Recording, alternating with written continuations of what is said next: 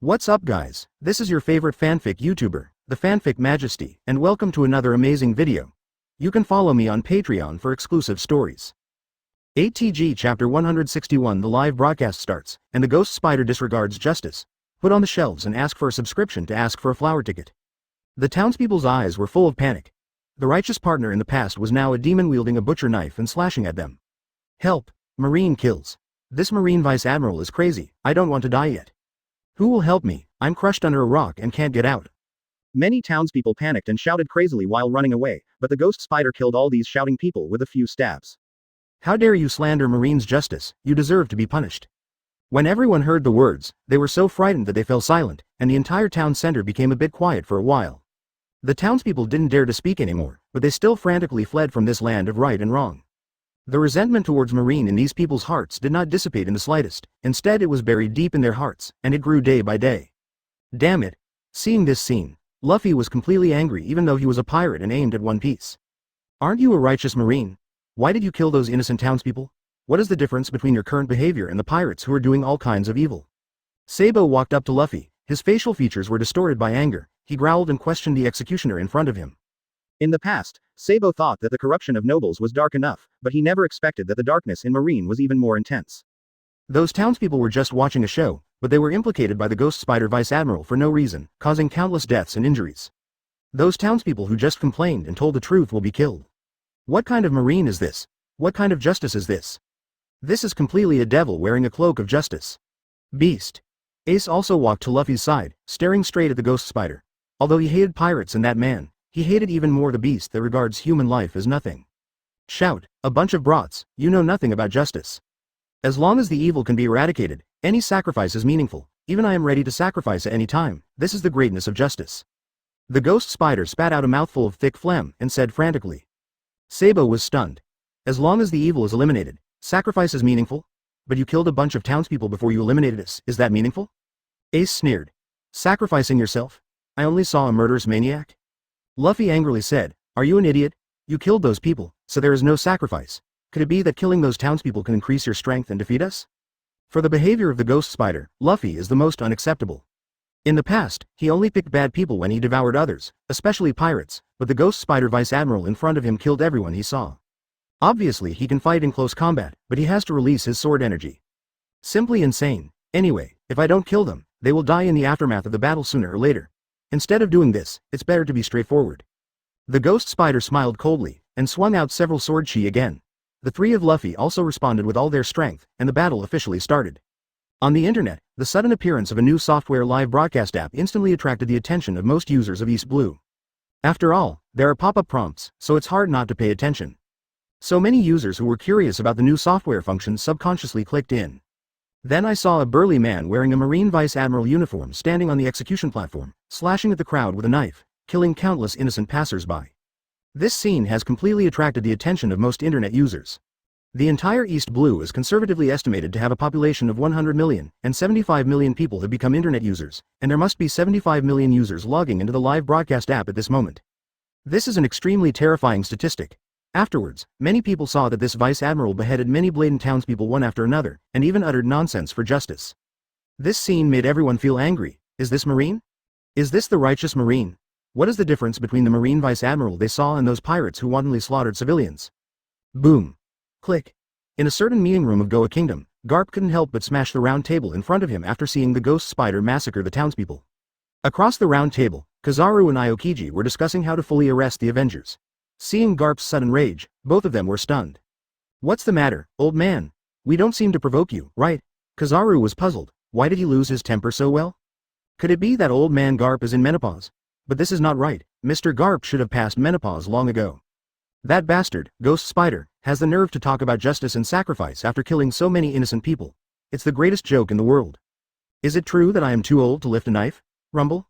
The more Garp thought about it, the more angry he became. A terrifying power gushed out from his body, and the entire conference room and even all the surrounding buildings began to shake. The next moment, Garp restrained his momentum, stood up angrily, and was about to leave for Rog Town, and cook the ghost spider with his own hands. Seeing this, Aokiji, who didn't know why, quickly stopped in front of Garp and asked the latter, Mr. Garp, what's wrong with you? Garp, who was in a rage, didn't want to talk to the two admirals who brought the ghost spider to East Blue, but he felt that Kizaru was faster than him, and maybe he could run for his old bone. So, he relayed the content of the live broadcast on the internet to the two, and the latter felt extremely incredible after listening to it. Ghost Spider actually massacred people? Is it broadcast live online? How can that be? But they all knew that Mr. Garp would not lie about this kind of matter, so they didn't jump out to refute it unwisely. The Ghost Spider massacres the people. Their marine will definitely not tolerate it, but letting this incident live on the internet is a great blow to their marine's face. It may even affect Marine's image and reputation among the public. However, the internet is not governed by Marine and they cannot stop the live broadcast. When this thought came up, the three of them realized in an instant that the internet is similar to the New World to Marine. They are all out and out legal places. Perusalino, since you know about this, as the commander-in-chief, I would trouble you to go and get rid of your subordinates. Such people are no longer worthy of living in this world. Seeking flowers. Point Zero Garp explained to Kizaru, but he kept staring at the live broadcast, his eyes were red, and his anger could not be restrained. How the hell is this killing pirates? This is clearly massacring civilians. After fighting for a long time, none of the pirates died, all the townspeople died, and even these townspeople were all killed by ghost spiders. Unforgivable. Hearing this, Kizaru opened his mouth. It seems that he is the commander-in-chief, right?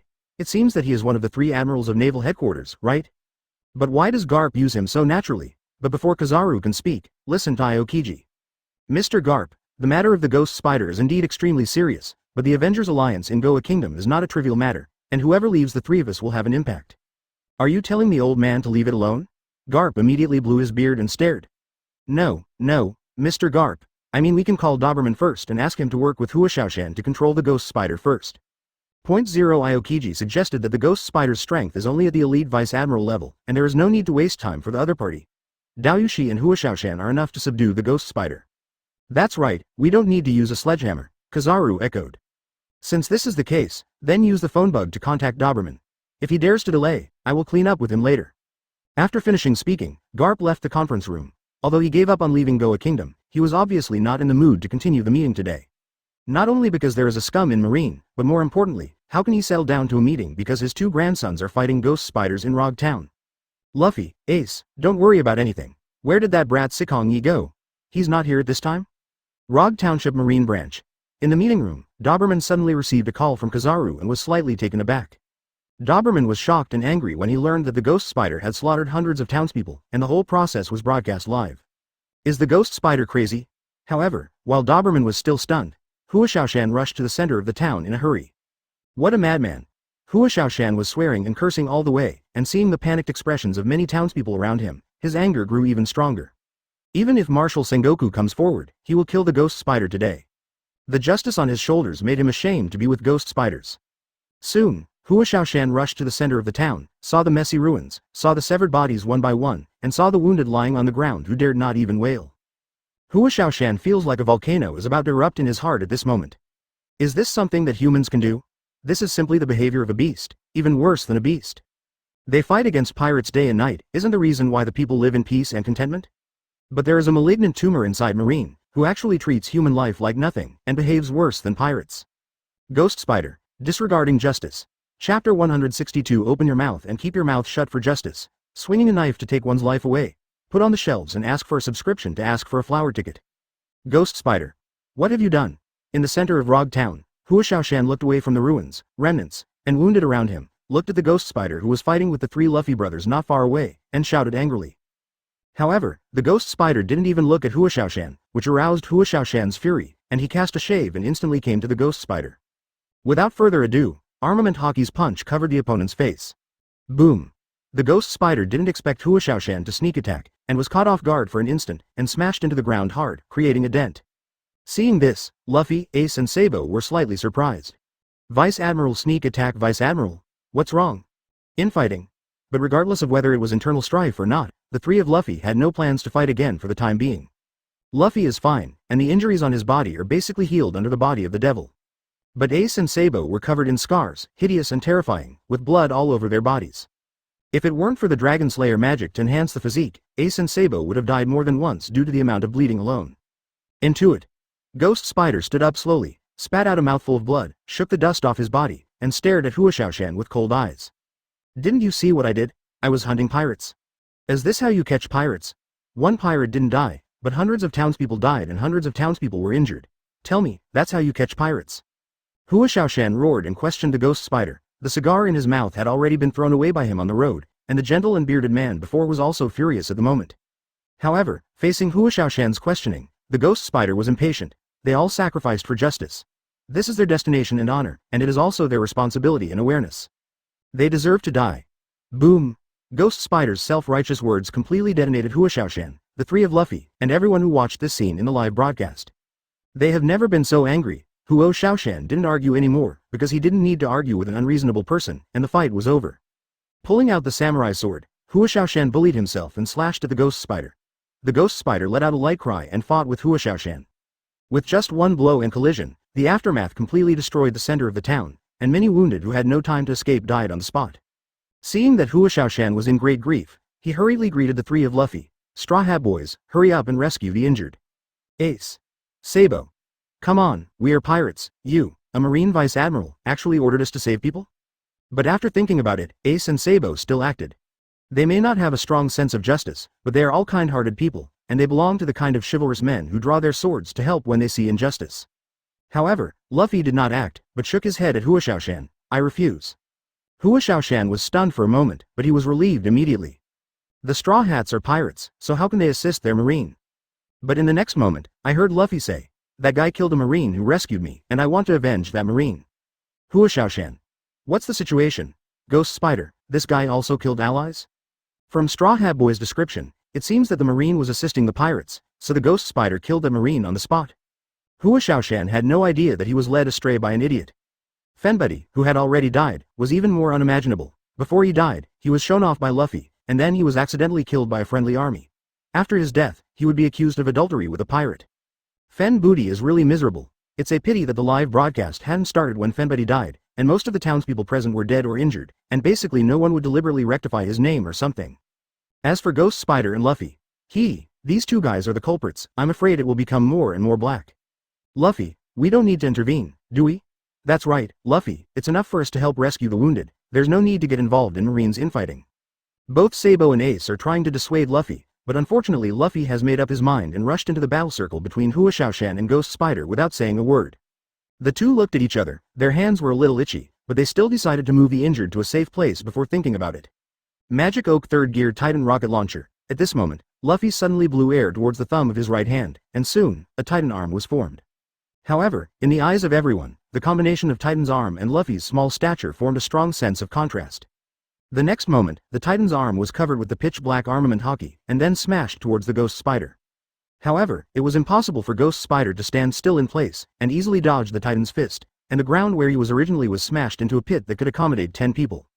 At such a young age, with such terrifying strength, he didn't join the Marine to enforce justice, but went to become a pirate instead, and he deserves to be punished. The Ghost Spider wanders around Hua Shan and entangles Luffy. Halfway through, Ghost Spider kicks out with a Tempest Kick. He didn't know that his evil deeds were exposed, and he thought that as long as he showed results, his superiors would turn a blind eye. As ever. Not to be outdone, Luffy cancels 3rd gear and immediately enters 2nd gear. With the resilience of the Devil's physique, Luffy did not become a miniature version, and still had enough energy to turn on the 2nd gear to fight. Magic Oak Tempest Kick Battle Axe. Luffy first stretched his right foot upwards, and then retracted it downwards. His right foot stepped on the ground in an instant, and the whole area of 100 meters collapsed downwards, and then a pink wave of chopping flew out. Straight into the Ghost Spider's Tempest Kick slash. The pink and light blue slashes made a clashing sound of gold and iron, which was extremely ear-piercing, and everyone at the scene, including the live audience, couldn't help but feel a burst of tinnitus and dizziness. Crash. This collision instantly tore the central area of Rog Town in two, and the gully was 10 meters deep. Fortunately, the town of Rog was not pierced, otherwise there would be an extra piece of inland sea in the center of the town. Magic Oak Finger Pistol Gatling, Magic Oak Seal Machine Gun. Magic Oak, Whip, and Gun. After the two sides approached, Luffy directly launched a frenzied offensive, and all kinds of attacks seemed to be free of money. The Ghost Spider did not show any weakness at all, and controlled the hair as flexible as its arms through the return of life, pulled out the 6 knives pinned behind it, and slashed at Luffy. The Ghost Spider didn't call out the name of the move as childishly as Luffy. Anyway, as long as I don't speak, I can take the big move as a flat cut. The Ghost Spider's sword is powerful and heavy, and the sword energy is overflowing, but it is still a little bit far from the realm of the great swordsman. Otherwise Luffy can be eliminated with a few swords. Hua Shan was not idle, and also participated in the battle. After the three of them fought for a while, Doberman also rushed over. The Vice Admiral, whose face was covered with scars, approached the battle circle step by step, and shouted to the stubborn ghost spider in a deep voice. Stop, ghost spider, don't be obsessed with it anymore. What do you mean by that? I'm doing justice, killing pirates, and you want to stop me from killing the Straw Hat Boy. The ghost spider exited the encirclement, temporarily stopped what it was doing, with a puzzled face. Hua Shan made a move to stop him, that's all. After all, the hawks and the doves are in the same situation. The reason why he didn't ask Hua Shan why he attacked him was because he wanted to take the opportunity to charge Hua Shan with a crime of adultery with pirates. But he didn't expect that Doberman, a guy who tends to be hawkish, also stood on the opposite side of him, which made him very puzzled. Your act of massacring the townspeople has been known by the entire East Blue. I advise you to turn yourself in and fight for leniency. Doberman's voice was low, but it sounded like thunder to the ghost spider's ears. Known by everyone in East Blue? How can that be? The battle is not over yet, how could the intelligence spread to East Blue? Haven't you forgotten? East Blue has an internet master who transmits information through the internet hundreds of times faster than you can imagine. Just now Kizaru Admiral called to suspend you for investigation. I hope you won't make things difficult for our colleagues, Doberman said again. After hearing this, Ghost Spider's face was so gloomy that water could drip out.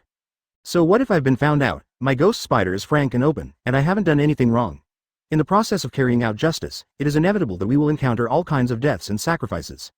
Our Marine is fighting on the front line and is always ready to sacrifice, just to protect the people. Is there anything wrong with hurting the people in order to enforce justice? They are not even willing to pay this little sacrifice? The Ghost Spider's words were clear and straightforward, and Doberman's cheeks flushed with anger. You kill. Are you still justified? Opening your mouth and keeping your mouth shut is justice. Slashing a knife and withdrawing a knife is a life. Your justice is too expensive, and ordinary civilians may not be able to afford it. At this moment, a young man with white hair and purple eyes strolled into the ruins, as if he was visiting his own back garden. Captain! The three of Luffy shouted in unison. Sikong Yi also waved to the three of Luffy and lifted their cross-dressing by the way. Chapter 163 As long as you strike first, the wolf can't kill the sheep. Put on the shelves and ask for a subscription to ask for a flower ticket. On the other end of the internet live broadcast, Garp immediately relaxed a lot after seeing Sikong Yi appearing. With this boy present, his two grandsons would be safe. It's just that I always feel that Luffy and Ace have grown up a lot, and their looks and hairstyles have also changed a lot. It really fulfills the old saying, one day is like 3 autumns. Garp finds it difficult to accept the non-mainstream hairstyles of Luffy with the pot head and Ace with the flame head, but it is not incomprehensible for him to change his hairstyle when he thinks that his grandson has become a pirate.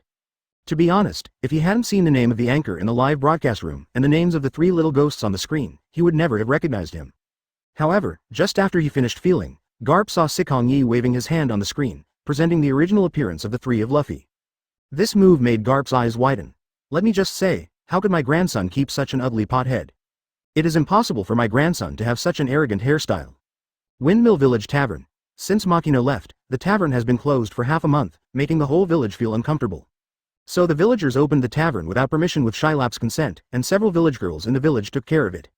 At this moment, due to the start of the live broadcast, many villagers came to the tavern to discuss the affairs of Rog Town with everyone. After Luffy returned to his original appearance, the villagers were all surprised from ear to ear. One of the brats proudly said, I told you that the Straw Hat Kid is Luffy. You don't believe me, do you believe it now? 14 Everyone looked at each other, all happy that Luffy had grown to such a powerful point. At the edge of the bar, the old village head Slap reprimanded the cheerers with a displeasure on his face. What is there to be proud of being a bad pirate? It's better to learn from Garp and become a marine. Old village chief, you have also seen that Marine is not a good person, a young villager said suddenly. Upon hearing this, Slap rolled his eyes. Are you saying that Garp is not a good person? No, I didn't mean that. It's because there are too many mods in Marine that you should join Marine. After saying a few words, Slap's mouth was dry, and he picked up a glass of beer on the bar counter, and poured it into his stomach in 2 or 3 gulps. But I couldn't help but miss Makino. Without Makino's tavern, you can't drink the taste of the past. He continued to look at the live broadcast. He had seen Ace and Sabo before, but he didn't expect them to become stronger now. With such a group of partners, Luffy must have a very happy journey.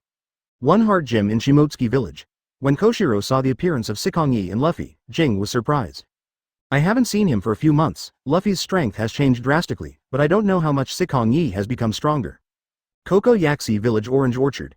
Bell Mel didn't see Nami and Nuo Kagao in the picture, so he couldn't help feeling a little worried, and his motivation to pick oranges was reduced. Ajian, who was on the side, ran over to show his hospitality, and gave a suggestion. Maybe we can contact Nuo Kagao and Nami on the internet. I heard that many villagers have found some ways. Boom. Bell Meyer punched Ajian on the head without saying a word, then walked towards the center of the village, and only after walking a long way did he hear a word. Say it sooner.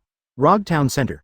Sikong Yi walked in front of the three of Luffy, looked at the injuries on Ace and Sabo, and his original smile retracted. You may not have an intuitive feeling during the live broadcast, but when you come to the scene to see it, you find that these two products are really good enough. Sikong Yi, the captain of Z-Way Pirates, you are a mere pirate leader, what qualifications do you have to accuse me of justice? Ghost Spider said in a cold voice. He said this not only to retort Sikong Yi, but also to prove to Doberman, Hua Shan and the whole East Blue that his justice is pure and noble. Regarding this, Sikong Yi said lightly, then you tell me, what is your justice? Massacre the people? In the process of implementing justice, it is inevitable to encounter various sacrifices. So, their sacrifice was to accomplish your justice? Sikong Yi sneered. No, I'm just saying that their sacrifices were worthwhile and all for justice. Oh, so that's the case. According to you, those ordinary people are righteous when they die, and full of evil when they are alive. I did it because I had no choice but to destroy you pirates. How can I catch pirates if I am tied up? If I go to the rescue because I see ordinary people injured, will the pirates wait for me? If the pirates treat the people as if I compromised when the hostages threatened me, wouldn't it breed the courage of the pirates? All the faults are caused by you pirates? The Ghost Spider roared hysterically. Doberman and Hua Shan were silent for a while.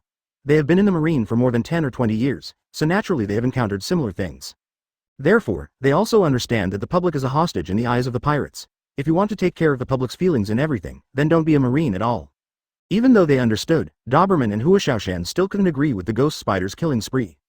Those live viewers didn't know what to say when they heard this. According to Ghost Spider's thinking, it seems that there is nothing wrong with him doing this. It is absolutely impossible for everyone to identify with the Ghost Spider. After all, this touches on the vital interests and life safety of each of their people. Do you think that eliminating pirates is for justice? Wrong, and it's a big mistake. Battles between pirate groups often result in countless deaths and injuries. Could it be that we pirates kill other pirates for justice? You are pirates. What qualifications do you have to flaunt justice? Ghost Spider retorted. So you can flaunt justice by wearing marine skin. HMPH. Eliminating pirates is to better protect the people, and protecting the people is the real justice. Sikong Yi can't understand these hypocrites in the name of justice. Pirates are indeed heinous villains. Even Sikong Yi himself doesn't think he is any better. But the Ghost Spiders standing up and down really made him look sick. VR. The Ghost Spider wanted to refute, but Doberman interrupted the Ghost Spider. Okay, Ghost Spider, you'd better catch it without a fight. What do you mean? Now the pirate is in front of you, instead of catching it, you are here to ask me, the hero who has been arresting the pirate. The Ghost Spider was still stubbornly resisting. Doberman frowned and asked in a deep voice. Look at the scene around here. Look at the dead and injured townspeople. How many of these are caused by you?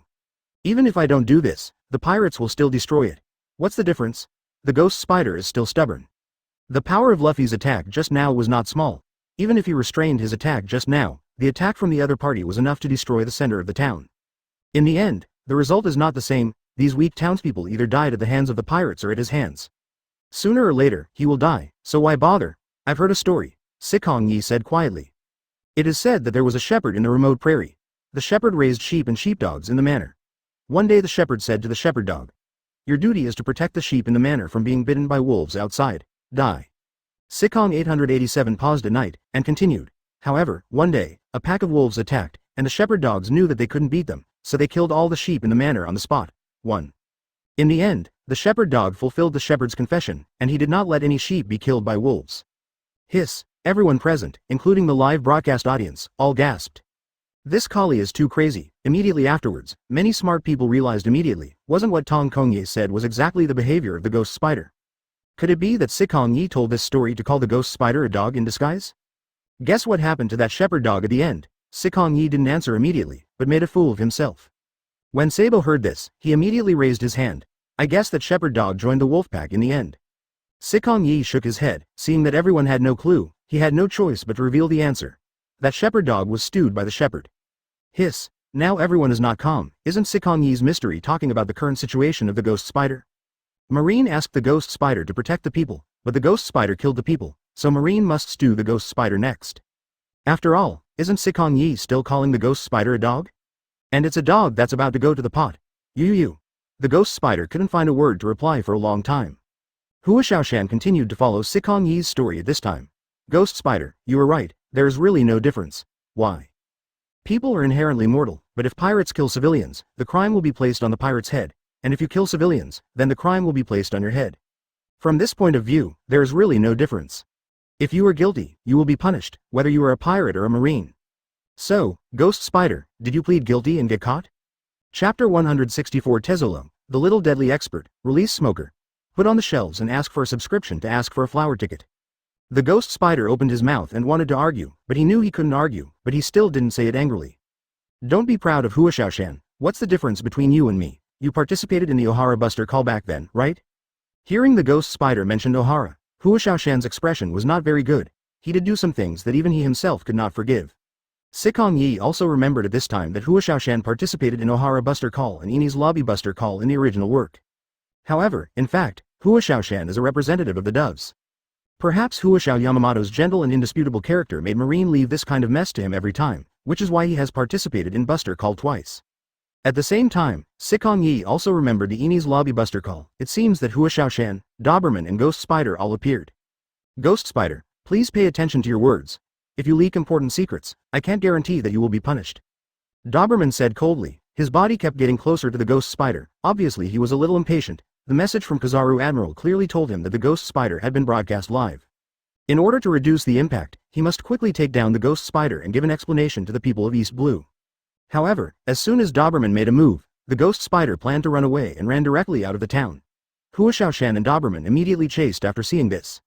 Seeing this, Sikong Yi didn't get involved. It was impossible for the Ghost Spider to escape from the hands of the two Vice Admirals, and he was doomed to be imprisoned. Of course, 5 elders may also secretly release him on bail and insert him into the CP organization. After all, the guys like 5 elders don't know whether they're blind or low-spirited, and they don't know how to make good use of a lot of talents, so they have to pick those who have bad conduct and entrust them with important tasks.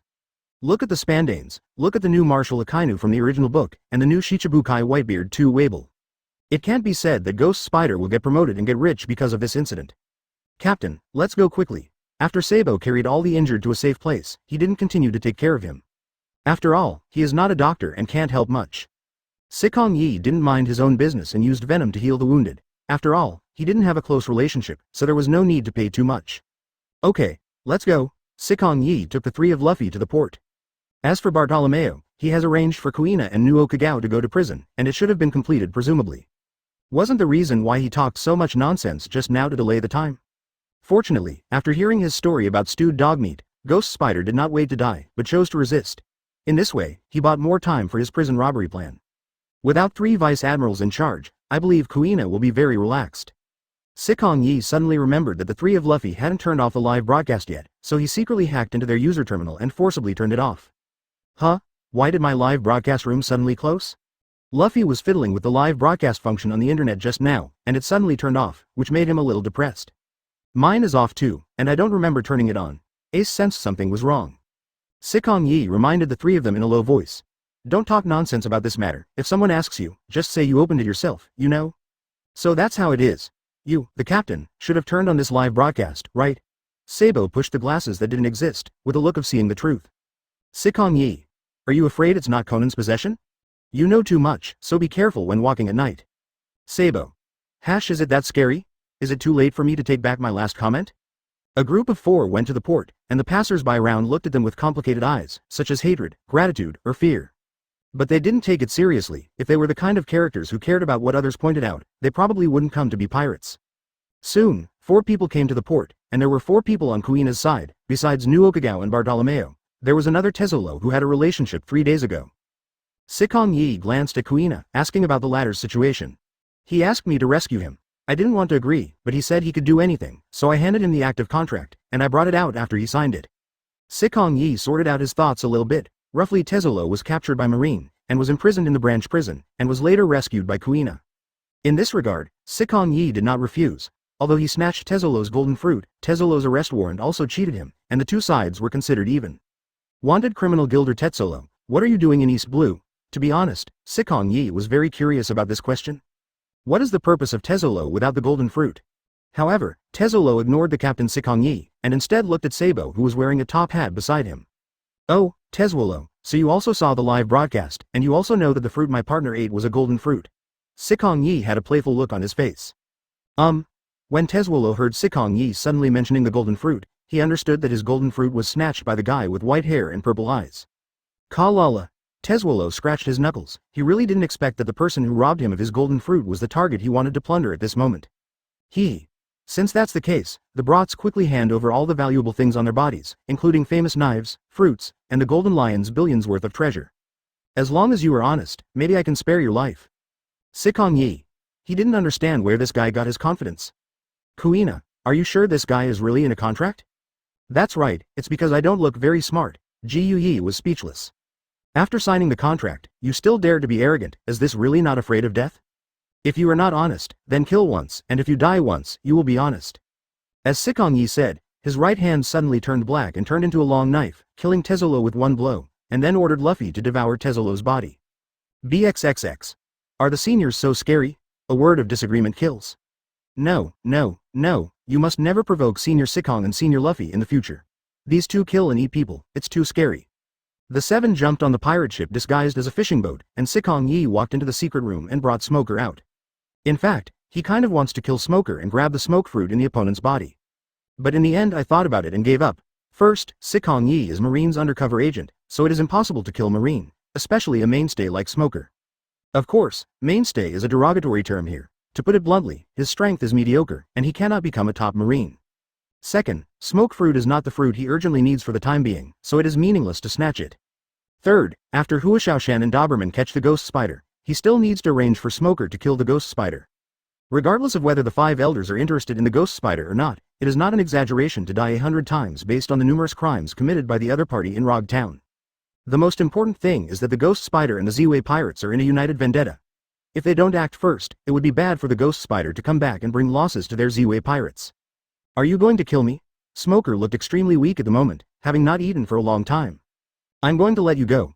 Smoker, be careful in the future, don't go after pirates who are stronger than you. If you want to be strong, go to the Whitebeard pirates, don't keep pestering us, understand? Telling Smoker, Sikong Yi used illusion to give Smoker an order to visit the prison ghost spider. Then he put a knife on the back of Smoker's neck, and after confirming that he was unconscious, he transferred the venom to Smoker's body, lurking secretly and waiting for an opportunity. Throw Smoker to the shore of the port, and soon several Marines came to check the situation and brought him back. And Sikong Yi left Rogue Town, played by Li Jiaohao, in a pirate ship. After driving for half an hour, Sikong Yi finally found the Emperor Star. Through the group chat, I ordered Nami to take the boat to the surface to pick up the people, and when the group of 7 returned to the Emperor Star, everyone cheered. I encountered a lot of things today, but fortunately, everyone persevered. At this time, Sikong Yi received a reminder of Bartolomeo's boarding package. However, he was not in a hurry to check, but planned to wait until Rogue Town was completely finished before considering the boarding packages of Master Zuseki, Kebi and Bartolomeo. The Emperor Star hid on the bottom of the Rogue Sea for nearly a day, and Sikong Yi finally received the news from Venom. Ghost Spider arrested. At the same time, due to the extremely bad influence of the Ghost Spider this time, Naval Headquarters issued a corresponding punishment sound resolutely. Life imprisonment. In other words, the Ghost Spider will be imprisoned in the 6th floor of Impel Down, and will never see the light of day. This punishment is not too heavy for the Ghost Spider. According to the thoughts of the general public in East Blue, it is best to directly sentence the death penalty. It's a pity that Naval Headquarters gave the Ghost Spider a lenient punishment for years of catching pirates for Marine. Sikong Yi was not surprised by this result. Otherwise, he wouldn't have arranged Smoker as a backup. Chapter 165 Assassinate the Ghost Spider and plant it on the Black Fat Man teach. Put on the shelves and ask for a subscription to ask for a flower ticket. Rogue Town Center. Since Smoker got out of trouble yesterday, he has been directing the search and rescue work on the front line, and has never closed his eyes for a full 24 hours. He really couldn't imagine that most of these ruins and casualties were caused by a Marine Vice Admiral himself. Simply shocking. During the whole day of search and rescue, Smoker was abused by countless townspeople and the families of the victims, and he didn't refute even a single word. Reporting to Colonel Smoker, combined with the live broadcast and on-site casualty analysis, the total number of deaths in this battle is 258, and the number of injuries is 763. Marine, who was in charge of serving as a messenger for Vice Admiral before, has been transferred by Smoker to himself, and is currently summing up the casualties. Among them, 236 people died in the hands of the Ghost Spider Vice Admiral, 22 people died in the aftermath of the battle between Vice Admiral and the Ghost Spider Vice Admiral in the Burning Mountain, and 236 people died in the hands of pirates. Boom. Smoker couldn't hide his anger, and punched the ground, making a dent. The next moment, Smoker got up and walked towards the Marine branch. Seeing this, the messenger asked suspiciously, "Colonel Smoker, where are you going?" "I want to ask that beast face to face if his heart was eaten by a dog." "Heart was eaten by a dog?" The messenger subconsciously said, "Colonel Smoker, you mean his heart was eaten by himself?" Smoker. Ignoring the messengers, Smoker came to the branch and went straight into the prison. Led by a guard, Smoker quickly found the Ghost Spider. Swinging away the surrounding guards, Smoker looked at the ghost spider in the cell. At this moment, the ghost spider was firmly handcuffed by sea-stone handcuffs, both hands and feet, and was also locked up by 157 sea-stone chains. Sea-stone is as hard as a diamond, and it cannot be damaged by ordinary means, so sea-stone can not only imprison demon fruit power, but also imprison non-capable people with sea-stone. The ghost spider sensed the presence of someone, raised its head slightly, and pulled the chains to jingle. Seeing Smoker outside the cell with 3 cigars in his mouth, Ghost Spider chuckled lightly. "Are you here to see my joke? Why did you kill so many innocent people?" Smoker demanded. "Haven't I already said that? Don't use the saying that the sheepdog eats the sheep to protect the sheep from being eaten by wolves. The statistics of the casualties have been calculated. Most of the dead were killed by you, and a small number were killed by you and Hua Shan Vice Admiral. It was caused during the battle. Ziwei and his gang didn't kill anyone at all." Seeing the real data in front of him, Ghost Spider sneered. "It's all because I killed those townspeople first." Clang. Smoker thumped the iron fence fiercely when he heard the words. He had never had such a strong killing intent like this moment. "Do you need me to help you? Who's talking?" All of a sudden, Smoker heard a low, overlapping sound coming from nearby and subconsciously looked around. Seeing this, the ghost spider stared at Smoker like a fool. "It's just the two of us here, and you were the only one talking about it just now." Just the next moment, the ghost spider was shocked to find a black head emerging from Smoker's body. That head he had seen on the reward order was exactly what Sikong Yi looked like after his transformation. "You are Sikong Yi." He recognized it. "No, I'm Venom, a devil fruit with self-awareness." Venom introduced himself, simply following the lie of his master. "Devil fruit? What are you trying to do by running on me?" "Of course it's something you want to do but dare not do, he. Venom smiled treacherously, and forcibly possessed Smoker in the next moment, and then transformed his right hand into a sharp spear to stab the ghost spider in the cell. The ghost spider wanted to dodge, but his whole body was bound and he couldn't break free. He could only watch helplessly as the spear pierced through his heart. "Ziwei. Venom. Sikong." Ghost Spider repeated 3 words in his mouth, and swallowed his last breath in unwillingness and resentment. Breaking open the iron fence, the Venom walked to the ghost spider's corpse, and then transferred the body to the ghost spider. Because of the sea stone, Venom felt a sense of weakness in an instant, and quickly changed his body into the appearance of Sikong Yi. Shrunk in size, Venom naturally broke free from the handcuffs and chains. Simulated deformation is the ability of Venom, which is not affected by sea stone. But exposure to sea stone still makes Venom uncomfortable, and if it didn't need a carrier, it would never touch sea stone. After watching the whole process, Smoker was stunned by the set of Venom. What kind of devil fruit is this? It's an exaggeration to be able to move independently. It's not even afraid of sea stone. "Hey, Smoker, if someone asks who killed the ghost spider, you must not tell anyone it is the Ziwei pirates." Sikong Yi, transformed from Venom, confessed to Smoker. "Why should I listen to you? First, my master let you go. You owe my master 3 lives. Venom stretched out a finger, said slowly, and before Smoker could explain anything, Venom stretched out a second finger. "Secondly, you really wanted to kill the ghost spider, and I helped you. Strictly speaking, we killed the ghost spider together. Thirdly, I can tell you a piece of valuable information in exchange for your perjury." Venom stretched out his 3rd finger, and the smile on his face was as warm as that of Sikong Yi. After hearing the first 2, Smoker knew that Venom had planned him to death. But when he heard the 3rd item, he was stunned for a moment. Originally, he planned to agree, but Venom wanted to send him information? Isn't this pie in the sky? Okay, I promise you, tell me what your information is. Smoker is not hypocritical, and he understands the consequences of refusing. Sikong Yi let him go suddenly before, apparently to allow Venom to use his body to sneak into the branch prison to assassinate the ghost spider. Now if he doesn't agree, it is obviously useless, and the end will definitely not be better than that of Sea Spider. Although he is not a person who is just trying to survive, there is no need to fight against Venom. As Venom said just now, he also wanted to kill the ghost spider, and he had already killed it. Both parties belong to a community of interests. You should know that the 3 captains of the Whitebeard Pirates and a pirate named Teach came to East Blue, right? Of course I know. The information I want to tell you is that Teach killed Saki and Amir and fled in fear of crime. Is the news reliable? It's completely reliable. This is what our Ziwei pirates saw with our own eyes. After Venom finished speaking, he transformed into Teach's appearance. I will escape from Rog Town in the image of Teach later. You just need to push the killing of the ghost spider to Teach.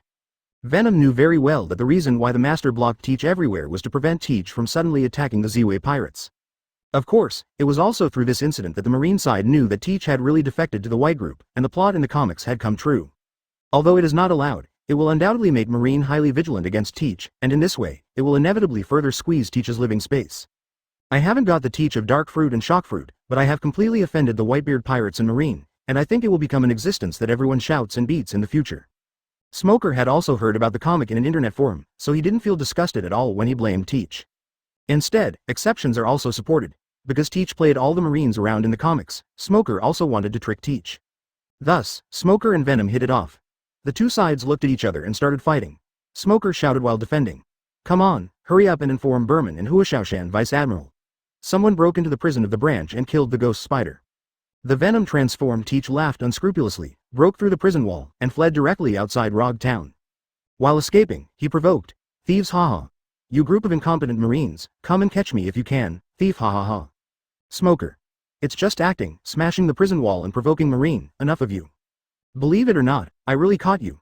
Although he was cursing in his heart, Smoker played a scene with Venom and chased him all the way to the shore of Rog Town. Watching the Venom leave, Smoker stood on the shore with complicated emotions. Thinking that the Ziwei pirates did not kill a single person in the battle yesterday, but the ghost spiders killed a large number of people, which made him extremely uncomfortable. Smoker learned from his subordinates what Sikong Yi said yesterday, which made him understand a lot. Marine's duty is to protect the people, not kill pirates. Killing pirates is just a means to achieve the goal of protecting the people. Smoker. "Where's the prison breaker?" Doberman and Hua Shan quickly rushed to Smoker's location and asked about the latter. Hearing this, Smoker turned around and shook his head. Teach escaped, and his purpose seems to be to assassinate the ghost spider, and I learned from Teach that he also killed Sage and Nami. This matter may hide a secret that no one knows, and must be reported immediately. When Doberman and Hua Shan heard this, their faces were very ugly. The ghost spider incident yesterday made Marine lose face once. Now someone actually sneaked into the prison and assassinated the ghost spider while they were stationed in the Rog Town branch. It was like rubbing their Marine's face on the ground. Chapter 166 Teach is cowarded, the relationship theory of the 7 Ziwei sisters. Put on the shelves and ask for a subscription to ask for a flower ticket. Black Fat Teach. Is this guy the protagonist in the comic that went viral on the East Blue internet forum? Hua Shan is unbelievable. Instead of looking for his dark fruit, this guy came to Rog Town to assassinate ghost spiders. What is his purpose? Since he killed Sage and Nami, it means that the comics have a certain degree of authenticity. It seems that Marine must focus on guarding against this guy next. Doberman said in a deep voice, although Teach's plan has been drawn in the comics, it doesn't mean that Teach has only one method. After all, both parties have learned the content of the comics, and the plot will also change. Just like in the comics, when Teach defected, he only killed Sarge, but in reality, there was more Namir, and he even killed the ghost spider. No one knows whether the plot will develop in a worse direction. Therefore, prevention of Teach is inevitable, so the three returned to the branch all the way, preparing to report the matter to Kizaru Admiral. While walking on the street, many townspeople wept with joy when they heard that the ghost spider had been killed. What's more, they put up lanterns and festoons, giving them a sense of universal celebration. Doberman and Hua Shan looked at each other, not knowing what to say. Seeing this scene, Smoker was sure that he had done nothing wrong. The ghost spider deserved to be killed, and Teach deserved to be tricked. Achoo! Far away from the sea area of Rog Town, Teach fled to an unknown island. Some kind of germ was infected. Teach has been sneezing since he got on the island. It's really unlucky. If I knew I should have been stronger in the first place, I wouldn't let Marco and the others follow me. Now I killed 2 brothers and offended my father, but the dark fruit hasn't been found yet. Achoo! Teach hid in the forest and found a big tree as a foothold, planning to rest for a while before thinking about how to capture Sikong Yi's venom fruit. Huh? What's going on? There are many posts on the forum saying that I killed the ghost spider, and some people came to thank me. Teach was stunned. He had no grudges with the ghost spider in the past. Why did he want to kill someone? And he is not in Rog Town at the moment. How could he kill the ghost spider? Who framed me? Teach could already imagine that his assassination of the ghost spider would definitely attract Marine's hatred. Coupled with the Fat Sea King comic, the hatred index must explode. No, I'd better go to the Grand Line to find the dark fruit now, and then think about taking the venom fruit. Teach immediately made up his mind, but feeling his tired body, he decided to rest for 2 days before heading to the Grand Line. Teach, transformed into Venom, stepped on Moonwalk and left Rog Town. After confirming that no one was paying attention, he immediately changed back to Venom state and flew towards the Emperor Star. After spending 3 hours, Venom finally returned to the Emperor Star. As soon as they landed on the deck, Ziwei and his team greeted them. They saw the wonderful performance of Venom in real time through the live broadcast, and they all came to praise them, thinking that Venom did a good job. Of course, only Ziwei and his group can see this live broadcast. Although Tashigi and Kebi are the undercover agents organized by Marine, they cannot agree with the justice of the ghost spider anyway, but agree with Venom's actions very much. Sikong Yi walked up with a smile, and the Venom quickly escaped from the ghost spider and attached itself to his master. Well, it's still comfortable for the owner. The corpse of the ghost spider was fed to Luffy by Sikong Yi, which added a lot of strength to the latter. I said, Captain, can't you bring people here alive so that I can contract their shadows? Karina pulled Sikong Yi aside and complained.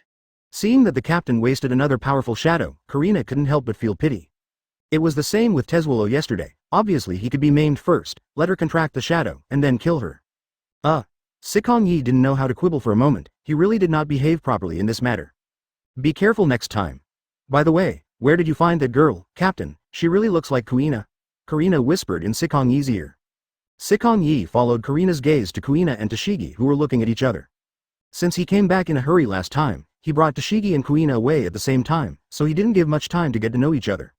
But since the two girls met yesterday, a question has arisen in their hearts.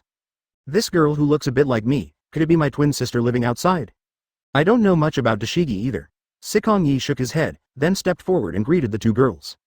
I said Kuina, and Tashigi, you two look so much alike, you might as well be a sister.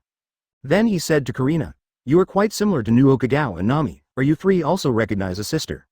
Immediately, Kuina, Tashigi and Karina on the deck were taken aback, because if they look alike, they want to recognize a sister? Nami and Nuo Kagao, who were watching the play, were also dumbfounded. If we just eat a melon, can we also eat it on ourselves? Puff. Makino couldn't help laughing when he saw such a warm scene. Sikong Yi noticed Makino, and his eyes lit up. Oh, by the way, Makino, you, Tashigi, and Nuo Kagao can also recognize a sister. After all, you are all of the same generation. Makino. Tashigi. Noki hi, Captain, you are such a genius for association, you can actually bring the three of us together. If you also recognize sisters, wouldn't the third sister Nuoki and the two sisters Tashigi merge directly? In this way, all six of you can be sisters. Sikong Yi's words stunned everyone present. Captain, what kind of logic are you doing? Captain, what about me? Kaya weakly raised her little hand, and she found that she seemed unable to squeeze into the relationship network that the captain said. Sikong Yi was momentarily at a loss for words. Just now, I was patronizing Lien Guangguan, but I actually forgot about the group favorite Xiaogongju. But Kaya seems to be unable to squeeze in. It is not impossible to squeeze hard, Sikong Yi thought for 2 seconds, and said, actually, Kaya, you are quite similar to Kuina and Tashigi, but the hair color is a little different, which does not affect. And in the future, our Zwei pirates will recruit a girl named Nicole and a girl named Bo Ya, both of whom are of the same generation as Kaya. Asking for flowers. Wow, that's great. Kaya subconsciously walked to Kuina and Tashigi. Sikong Yi looked left and right. There were 3 sisters on both sides, and with the middleman Makino, the 7 sisters were connected. After that, Sikong Yi didn't care whether the 7 girls wanted to marry Jinlong or not. After all, everyone has their own freedom. At this time, Luffy ran over. Captain, why don't we boys also become sworn brothers? FKU, there's no need for the old men to engage in these fancy things, you kid, go and play. Sikong Yi didn't bother to pay attention to Luffy. If Bartolomeo was ranked first according to age, how could he be the boss? Captain, here is today's newspaper. Kebi trotted over and handed Sikong Yi the newspaper he just bought from Newspaper Gull. Sikong Yi opened it and saw that there was no reward order. This made him somewhat disappointed, but this is also reasonable. After all, he only walked around Rog Town, and did not fight, and the 3 of Luffy were brave enough to fight for a time. In addition, the blame for assassinating the ghost spider was deducted by him to Fatty Hay Teach. It makes sense that the Zwei pirates did not increase the reward order. If Marine forcibly increases their bounties at this juncture, it might arouse the anger of many East Blue citizens. However, when Sikong Yi read the contents of the newspaper one by one, he suddenly felt that he thought too well of Marine. Although the rewards have not increased, there are many contents in the newspaper, all of which are to let the Zwei pirates attract firepower for Marine. One of the reports was about Kaya. The whole article accuses Zwei pirates of having crew members with the ability to heal, but they do not take the initiative to stand up to treat the injured in Rog Town, completely suppressing those comments on the forum that think Zwei pirates are good people. There is another article about Luffy, Ace, and Sabo's live broadcast. The whole article accuses Zwei and the others of leaking Marine's secrets. Afterwards, a series of reports about whether he was a supplier of devil fruit, Kuina's vowed victory sword, and the secret of Dubu sword realm existed, which completely pushed their Zwei pirates to the forefront. Some people even picked up the news that he and Ace Sabo beheaded 2 members of the Knights in Goa Kingdom. The news that Sabo and Ace rescued people yesterday was gradually covered up in these reports. This is the power of Marine, world government and newspapers. Forget merit, distort facts, provoke public anger. All you need is a newspaper. From gratitude to envy, envy to jealousy, jealousy to greed. Also only need a newspaper.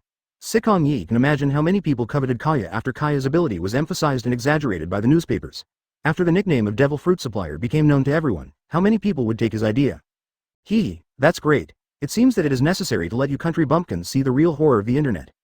After Sikong Yi crushed the newspaper, he entered the captain's cabin alone.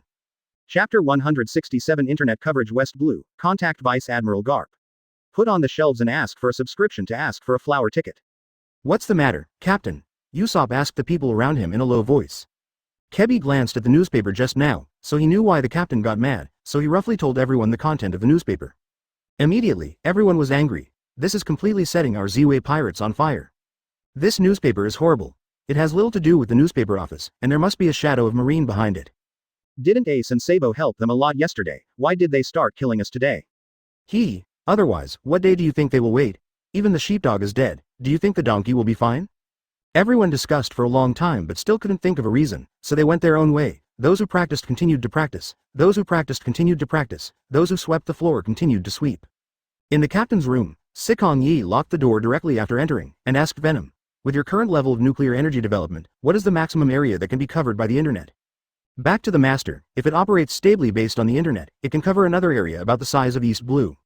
Sikong Yi raised his 593 eyebrows. That means I can now bring in any of the South Blue, West Blue, and North Blue seas. Yes, master. Sikong Yi is not satisfied with only pulling another piece of sea area, but he knows that Venom has already tried his best to develop the fruit of nuclear energy. Without enough physical strength to operate, the internet is at most a local area network, and it is extremely lucky to be able to get the fruit of nuclear energy at night. If you want more extravagantly, it will seem incomprehensible. In this case, Venom, help me cover the entire area of West Blue first, but don't open the cross-domain communication between East Blue and West Blue for the time being. Sikong Yi directly issued an order. Yes, master. Venom quickly set to work, completing all procedures in just 10 minutes, and then sending out internet invitations to all West Blue people. Half an hour later, a total of 90 million users entered the internet, but because the Venom separated East-West Blue users, East Blue applied and no one else knew about West Blue's entry. Master, all invitations have been processed, and only over 90 million of West Blue's 130 million people have become internet users. After the Venom was collected, Sikong Yi nodded. For those who refused, Sikong Yi could only bless them to go to the latrine and fall into the cesspit. As for whether these people would regret it in the future, he didn't bother to care. Anyway, refusing to log onto the internet is the loss of these people. Venom, help me find out if there is a girl named Nico Robin in West Blue. Sikong Yi asked Venom. Please wait a moment. The search is in progress, and 25 results have been found, and now their avatars are displayed for the owner to turn over. Sikong Yi. What a flop. After a rough screening, Sikong Yi quickly found 18-year-old Robin. Venom, have a private chat with Robin and tell her that you are the lord of the internet and that you can give her protection and strength.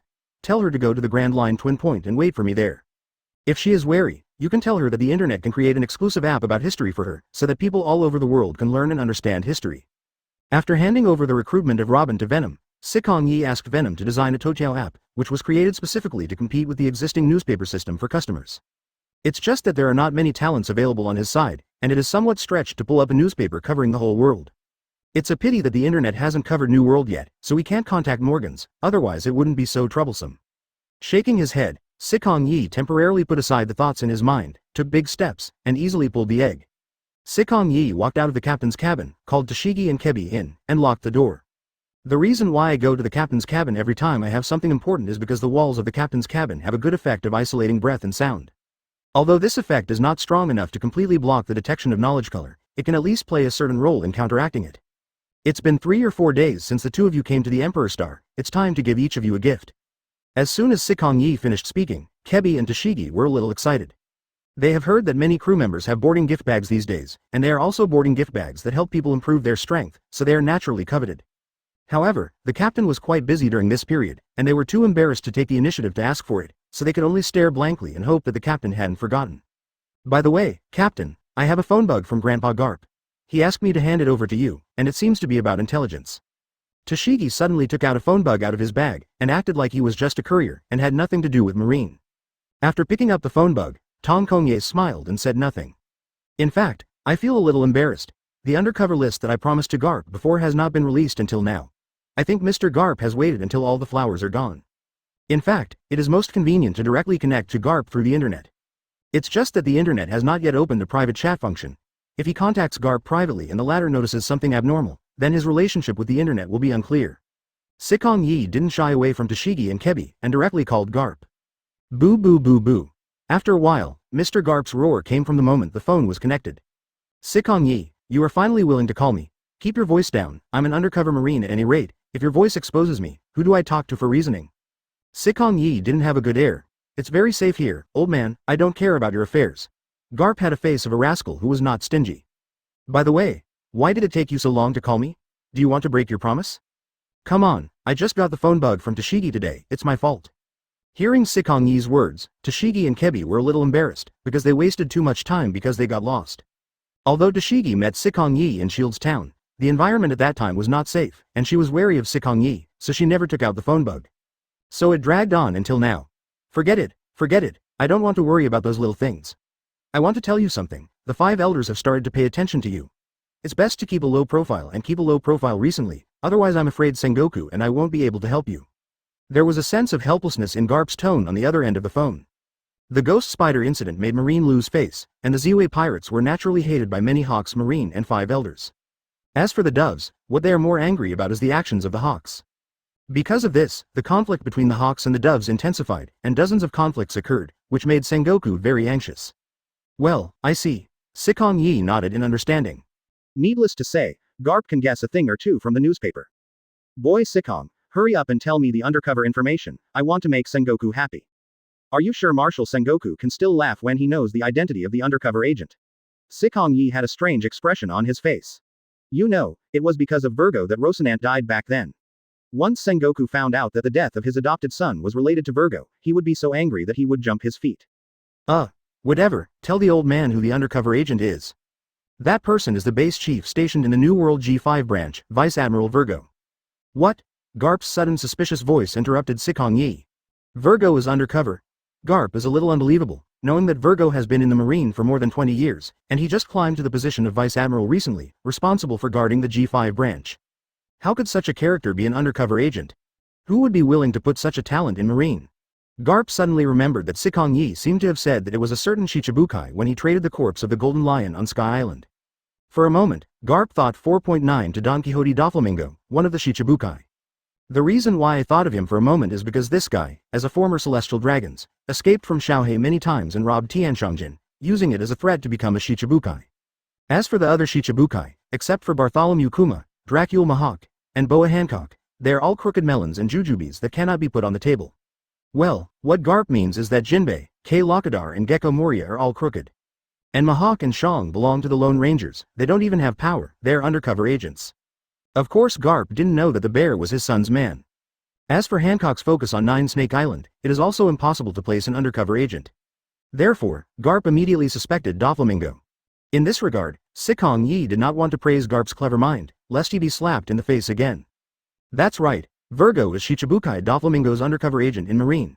Sikong Yi's answer confirmed Garp's guess. What proof do you have? Garp is not a fool, he will not believe Zanpakutō Senbonzakura's one-sided words. Chapter 168 Beat Kebi and Tashigi, give away a big gift package. Put on the shelves and ask for a subscription to ask for a flower ticket. HP 241 4 Kunji 10 Baiji Busheng Dian Now plus HP Prelude Shang Kai Shi Baiji Busheng Dian Now Show T Bao D 13 Die Intel Core i5 Chu Li Chi Windows. I don't have any evidence. After all, intelligence is something that works if you believe it. If you don't believe it, it doesn't work. Hearing Sikong Yi's explanation, Garp on the other side of the phone bug was silent for a while. Are you sure you're talking about intelligence, and not spiritual beliefs or something? If you still believe, you will work, if you don't believe, you will not work. Whether your intelligence is effective or not, is that a question of whether the old man believes it or not? It is clearly a question of whether your information is reliable. Sikong Yi, this matter is very important, don't fool the old man.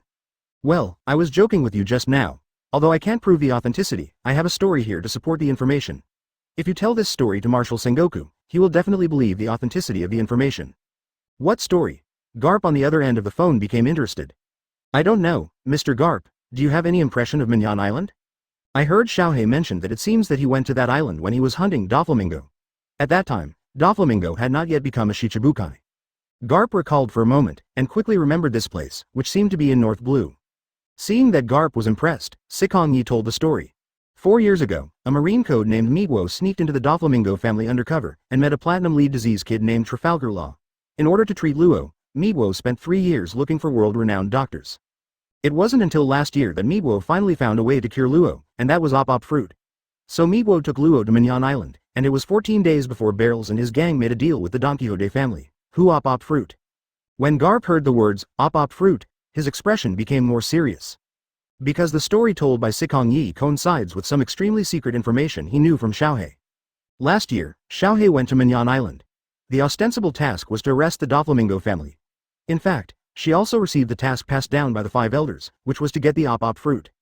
From this point of view, the information given by Sikong Yi is very likely to be true. In the end, Meiguo did successfully cut off the op fruit and gave it to Luo to eat, but Meiguo himself was also seriously injured, so he told Luo that Marine was an undercover agent, and entrusted a piece of information to Luo before he died. Here you go. However, Luo didn't give up. He searched for Marine all over the mountain for help, and the Marine Luo found was Virgo. Boom. Garp only felt a roar in his mind, and without Sikong Yi continuing to speak, he had already guessed Meiguo's fate. At the same time, Garp suspects that Sikong Yi told this story in order to take the opportunity to warn him about his undercover operation in the Ziwei Pirates. It goes without saying that Mr. Garp knows the rest. Finally, there is a piece of news that the person who connects Meiguo is codenamed Dashanbei. It is the current Marine Marshal Sengoku. The two parties are foster fathers and sons. Kaya. After Sikong Yi finished speaking, he hung up the phone, looked at the two people in front of him, and said intentionally or unintentionally, "Sure enough, there is no good end for being an undercover agent, no matter whether it is Meiguo or Virgo, tisk tisk." Kirby. Tashigi. "Captain, why are you staring at us when you say that?" Sikong Yi ignored the uneasy expressions of the two cubs, and asked Kabi to call Bartolomeo into the captain's cabin. He didn't call Bartolomeo over because he wanted to beat Kabi and Tashigi, but because of Garp's phone bug, he was able to use the undercover incident of Meiguo and Virgo to make a more subtle beating.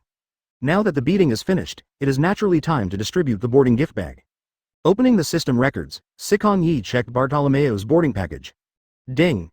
Intern Bartolomeo boards the ship, please choose the boarding package. Option 1. Guardian of the Sand. Option 2. 8 trigrams palms revolving heaven. Option 3. Sharingan double Kamui. Sikong Yi is a little greedy looking at the defensive features that are more crazy than the other, especially the double Kamui, which is simply the favorite ability of most Hokage fans. It's just that although Bartolomeo belongs to the greedy wolf team, he didn't draw the spell at the beginning of the game like the previous players. Sikong Yi doesn't care about this, anyway, he will get it sooner or later. System, if you choose Sharingan, can Bardo get Mangekyo directly? Back to host, it's not that any feature needs to be developed from scratch. Okay, sure enough, the dog system is still urine, so can my Sharingan evolve to Mangekyo to awaken Kamui? Returning to the host, the Sharingan is the eye that reflects the soul, and whether or not Kamui can be awakened depends on the host's own soul. Sikong Yi. To put it bluntly, you have to be as neurotic as Obito to awaken Kamui. Forget it, the ability of my Sharingan may be better than Kamui, nothing to envy. Then, Sikong Yi checked the detailed introduction of each feature, including the features of Kebi and Tashigi. Filled Circle Fadian Yujian style. A special school of Kendo, which emphasizes quickness, precision and ruthlessness, and mainly focuses on speed and counterattack. Tegu 1 cut and 1 kill. Belongs to the weapon type Tegu. The beheaded person will be infected with cursed poison from the wound and die quickly, there is no way to detoxify. Diamond Suit Treasure Phantasm Infinite Sword System. Inherent enchantment type treasure. In the visualized world, countless unknown sword monuments and sword mounds are buried. Tegu King of Beasts. Belongs to the belt-shaped Tegu, which transforms itself into a beast, and dramatically improves the quality, senses and resilience of the body. Tegu Haunted by Evil Spirits. It belongs to the armor type Tegu, and it will automatically fly out after being called to enhance the ability of the main body. Guardian of Sand. The sand with self will can carry out all round, no dead and automatic defense on the body. 8 trigrams palms hyphenation point revolving heaven. Rotate the body at high speed to form a whirlwind, protect yourself and hurt others with the power of the whirlwind. Sharingan double Kamui.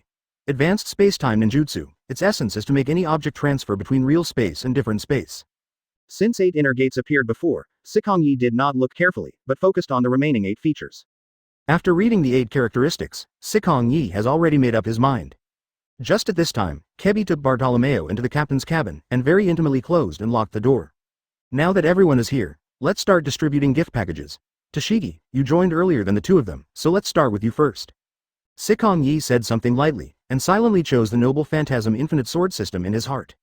As an experienced collector of famous swords, Tashigi naturally prefers the inherent enchantment type treasure of Infinity Sword. As for Fadian Yujian style, Sikong Yi personally thinks that it matches the Flying Admiral Golden Lion very well. Although the Golden Lion is dead, the Lion Fruit is still in his hands, maybe we can find a chance to combine it in the future. However, Lion Fruit is not suitable for Tashigi, but Sword Fruit is more suitable. Before, when Bardo joined the gang, the system gave 3 choices of Devil Fruit, among which were Jianjian Fruit, Muscle Fruit and Maoyu Fruit. The Muscle Fruit belongs to Paramecia, and the Cat and Fruit belongs to the Phantom Beast species. Both fruits are good, but Sikong Yi finally chose the Jianjian Fruit after thinking about it.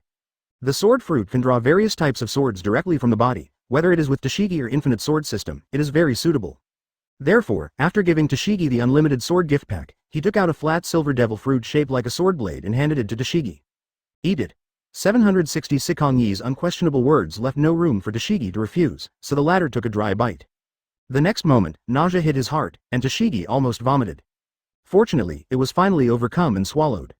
Tashigi, you like to collect famous swords, and this captain will give you 2 abilities related to swords. I hope you can make good use of them, and don't disappoint the captain's expectations of you. Sikong Yi's tone was neither salty nor weak.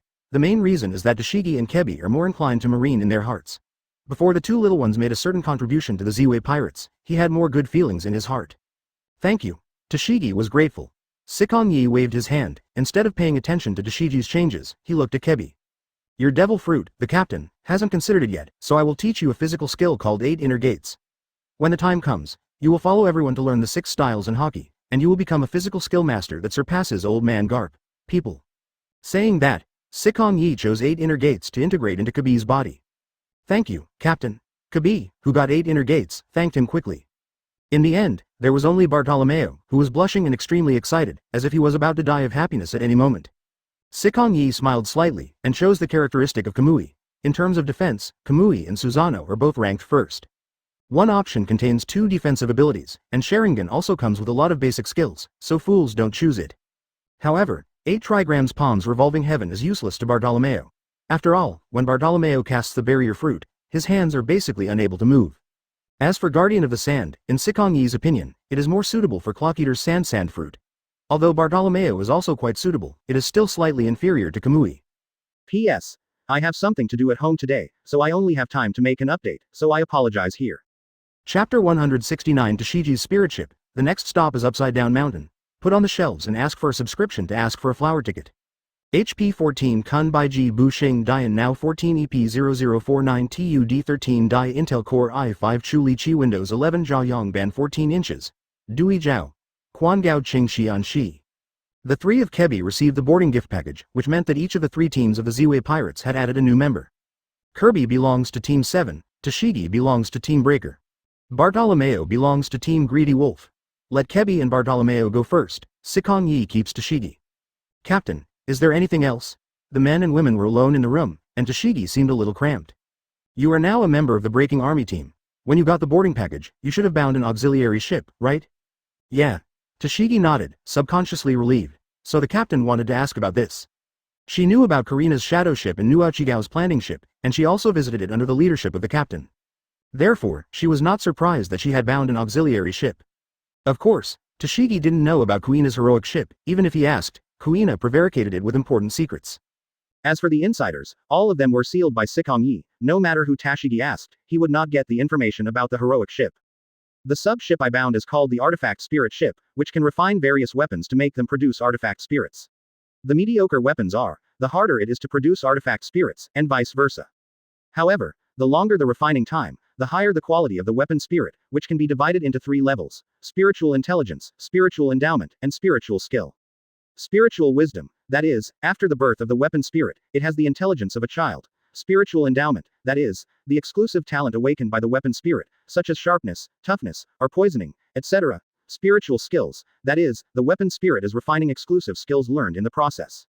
Tashigi's explanation gave Sikong Yi a general understanding of Qi Ling's ship. Open the portal to let me see. Okay. Tashigi nodded, reaching out and drawing a circle on the bulkhead. Soon, the Ritu space channel appeared in front of Sikong Yi. Looking in along the passage, the shape of the Keeling ship has changed a lot compared to the main ship Emperor Star and other auxiliary ships. The deck is still a deck, but rooms such as the guest cabin, captain's cabin, kitchen, bathroom, and bedroom are all integrated into one huge bronze furnace. There is a raging flame burning under the stove, and there is a furnace opening in front, which can put weapons in or out. By the way, Tashigi, after the weapon is born, can it be self-cultivated? Sikong Yi suddenly remembered that he still had a Zanpakutō and a Tegu compass on him. Due to too many abilities and the system is particularly cheating, Sikong Yi has always felt that time is not enough because he has to design the humanized link of developing features from scratch. The 3 devil fruits and the venom's quality were handed over to the venom to develop on its own, but even so, there was still not enough time. Now that Tashigi has obtained a spirit ship, which can refine weapons, Sikong Yi must of course ask clearly. The former's answer will determine whether he will work hard to move bricks or sit in the office blowing on the air conditioner in the future. After hearing Sikong Yi's question, Tashigi adjusted his glasses frame, pondered for a minute, and gave a standard answer. Theoretically, the spirit of the weapon is obedient to the master, and it is also possible for the master to let the spirit of the weapon cultivate independently. However, the effect of the spirit's self-cultivation is far less than that of the master's cultivation with the weapon, and it will also affect the tacit understanding between the weapon and the ghost in the master. Tashigi explained it very clearly, that is to say, letting Qi Ling practice by himself is definitely not as efficient as the master's hands-on practice. For swordsmen such as Tashigi, Kuina, and Zoro, letting the spirits practice independently will only affect their kendo attainments.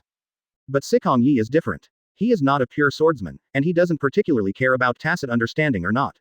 Anyway, this thing can be cultivated slowly in the future when he has time. Get on the train first, pay the fare later, without any delay. As for the development of weapons, it's okay to increase slowly, it's better than standing still. Okay, Tashigi, help me refine this Teigu first. Sikong Yi took out a compass from the system space and handed it to Tashigi. He originally planned to hand over the dimensional phalanx to Venom for development, but Venom has been busy with internet programming and the development of nuclear energy fruits, and has no time to develop Teigu at all. Captain, if you want to refine weapons to reach the first level, it will take at least 1 month. If you want to refine them to the second level, you need to use them yourself. It will take 6 months to refine the third level. Quote, first come a 1-month refining package, and the rest will depend on the situation. Sikong Yi directly chooses the first option. As long as the dimensional phalanx has spiritual wisdom, it can practice independently. It will come in handy when Venom completes the establishment of the financial system. As for spiritual gifts and skills, he doesn't need them in a short time. Tashigi took the compass, walked straight into the world transmitting gate to enter the spirit ship, and then through the Teigu dimensional phalanx into the refining furnace. When Tashigi came out, Sikong Yi pulled Tashigi and Kebi into the main fleet, and Bartolomeo had already entered the main fleet. However, Sikong Yi has no idea of pulling Tashigi into the auxiliary fleet for the time being. After all, there is a lot of information about the Avengers, and it is inconvenient to disclose it. After everything was explained, Sikong Yi and Tashigi walked out of the captain's room together, and Sikong Yi devoted himself to training again. No pain no gain, although Sikong Yi wanted to be the shopkeeper, but he had to have enough strength to do it. Captain, where are we going next? Just after doing 10 push-ups, Nami ran over to ask about the itinerary. Sikong Yi stopped his hands and thought carefully. East Blue basically has no potential partners worth recruiting, but Sanji doesn't know when he will come to East Blue. Although in the original book it was 1511 that arrived in East Blue. But who knows if it's the beginning of the year or the end of the year. He couldn't have spent a year waiting for Sanji in East Blue, could he? Besides, with the gourmet food making machine, it seems that the Zwei pirates don't need a cook. Sanji's current cooking skills are definitely not as good as a gourmet machine, and his combat power is good. He can consider recruiting him, but let the whole Zwei pirates wait for him alone. At worst, the dimensional phalanx can be long distance in the future. When traveling through space, I will come to East Blue to take Sanji away. Sikong Yi made up his mind, and then considered the legend of East Blue, the Millennium Dragon. Thinking of the Millennium Dragon, Sikong Yi felt that he was out of season. The hometown of the Millennium Dragon would not surface until 10 years later. Although you can dive into the sea to find the hometown of the Millennium Dragon with the Emperor Star, it is too time-consuming and meaningless. It's just that I don't know if the old 1,000-year-old dragon is on the warship island. As for the little sister Abyss, who is a bit of a minority, she probably hasn't been born yet. Ever since, Sikong Yi found that East Blue had nothing to miss. Nami, turn around and we're off to Upside Down Mountain. Sikong Yi didn't deliberately lower his voice. Most of the crew members on the deck could hear it clearly, and after knowing that the captain was going to the Grand Line, everyone immediately cheered. The Zwei pirates are finally going to the legendary Grand Line. However, there's a girl in the crowd who always has a ray of sadness in her brows, and she is Makino from Windmill Village. Sikong Yi was keenly aware of this, and immediately walked up to Makino and said to the latter, Miss Makino, I lack a tavern proprietress on my pirate ship. I wonder if you would be willing to take the role? I can assure you that as a tavern proprietress, you don't have to participate in any battles or training, you can do whatever you like. The swear words made Makino feel a little bit moved. The point is, even if she disembarked now, it would not be easy for her to return to Windmill Village. In case she encounters pirates or slave traders on the way back, she has no power to resist. Sister Makino, I can't bear you, or you can stay. Luffy jumped out at the first time, with reluctance written all over her face. After that, Kuina, Kaya, Karina and other girls were also a little reluctant to let Makino leave the Emperor Star, and they all stood up to comfort them. They just married Jinlong not long ago and became very good seven sisters. Naturally, they don't want the separation of Sister Lee's sister. As all the crew members stood up one by one to persuade her to stay, Makino felt unprecedented warmth. This is something that the Windmill Village does not have. Fengche Village is peaceful, which is indeed her favorite environment, but her parents passed away early, leaving her alone. In the village, only Slap, who is like a grandfather, and Luffy, who is like a younger brother, have a good relationship with her, and the rest of the villagers have a normal relationship with her. But now, she joined a big family. Here are the younger sisters I just met, as well as the younger brother Luffy, and many friends who care about her and take care of her. This made her a little reluctant to leave. In the end, as if he had made up his mind, Makino bowed to Sikong Yi and said with a smile, "For the next days, I will ask the captain to take care of it." Hearing that Makino agreed to stay, all the staff cheered excitedly. Sikong Yi smiled and nodded. "You are welcome to join officially. Why?" Then Sikong Yi glanced around and said loudly to the crew, "To celebrate Miss Makino's official joining of the Zwei Pirates, to celebrate Kebi, Tashigi and Bardo's official boarding, and to celebrate our upcoming trip to Upside Down Mountain. The banquet is here." Oh. Banquet. Chapter 170. Marco hunts down Teach and picks up the slippery fruit. Put on the shelves and ask for a subscription to ask for a flower ticket. HP 241 4 Kunji 10 by Ji Bu Xing Dian Now plus HP Prelude Shanghai Shi by Ji Bu Xing Dian Now Show T Bao D13 Di Intel Core i5 Chu Li Chi Windows. Just as everyone in the Zwei Pirates started a new round of banquets, Teach, the fat black man, was at a critical moment of life and death. 10 minutes ago, Teach, who had rested all day, was about to get up to find something to eat, when he suddenly noticed a bird man appearing in the distant sky. Take a closer look, it's actually Marco. In an instant, fatty black Teach was so frightened that he lost 2 of his 3 souls, and 5 of his 7 souls. He couldn't understand how Marco found him in just one day. After all, even Teach doesn't know where he is at the moment, so how can Marco find him easily? And many more. Teach suddenly thought of something. Before coming to East Blue, Dad was worried about problems for the 4 of them, so he made life cards for them, and some of the life cards are kept in Marco's hands at this moment. FK. This is a cheating son. Teach couldn't help but swear. At this moment, he regretted that he was not firm and refused to accompany Marco and others. If he was the only one, perhaps these shitty things wouldn't have happened. Maybe he would have caught Sikong Yi long ago and tried to peel off the venom fruit that he coveted for a long time. Unfortunately, it is too late to regret now. Now, Marco holds his life card in his hand. Even if he escapes to Tianya Cape, he cannot escape from Marco's palm. This is how to do. Teach was thinking about the way out, while desperately running towards the depths of the nameless island. His movement was caught by Marco's knowledge, and he immediately accelerated towards the unnamed island, launching a frenzied attack on the former. This gentle young man who always carried a tinge of tiredness was burning with anger at this moment, and he just wanted to vent the hatred in his heart. After punching and kicking, Marco seemed to have forgotten his fighting skills and wrestled with Teach like a street gangster. 200 and Teach also seemed to have forgotten his fighting ability, and he was completely in a cowardly state of being unable to fight back. The fight lasted for nearly 10 minutes, before Teach opened the distance between the two sides and wiped the blood overflowing from the corner of his mouth. Teach, damn you. I regret not killing you sooner. Thief, haha, make it sound like you can kill me right now. Although Teach was beaten, he was holding a card with only one corner in his hand. The card seemed to be spiritual, trying to get closer to Teach's body. That was the life card he stole from the pocket of Marco's jacket just now at the risk of being beaten to death by Marco. Only by destroying the life card can he gain a chance of survival.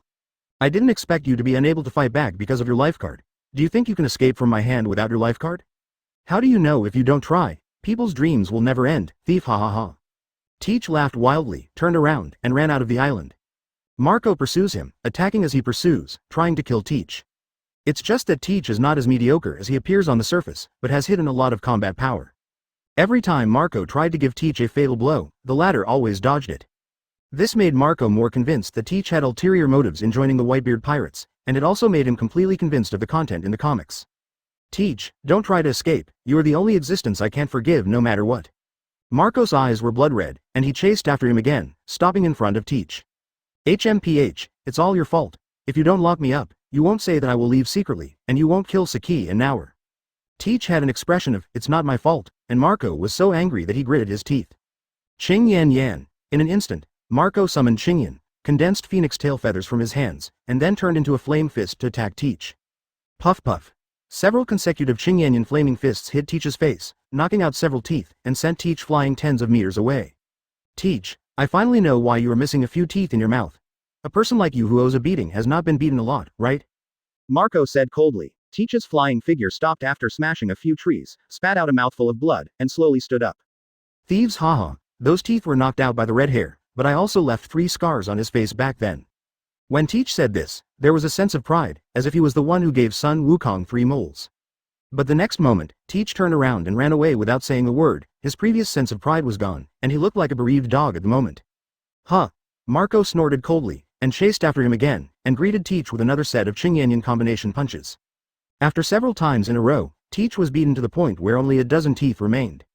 Teach covered his cheeks and looked at Marco with resentment in his eyes. Instead of saying harsh words, he continued to run towards the shore.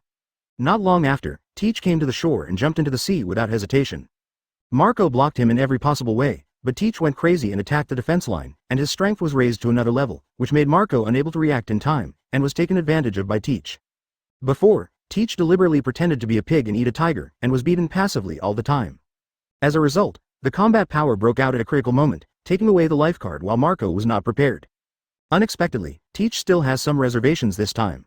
When he was about to jump into the sea, he showed his stronger strength again, reached the breakthrough point, and successfully jumped into the sea.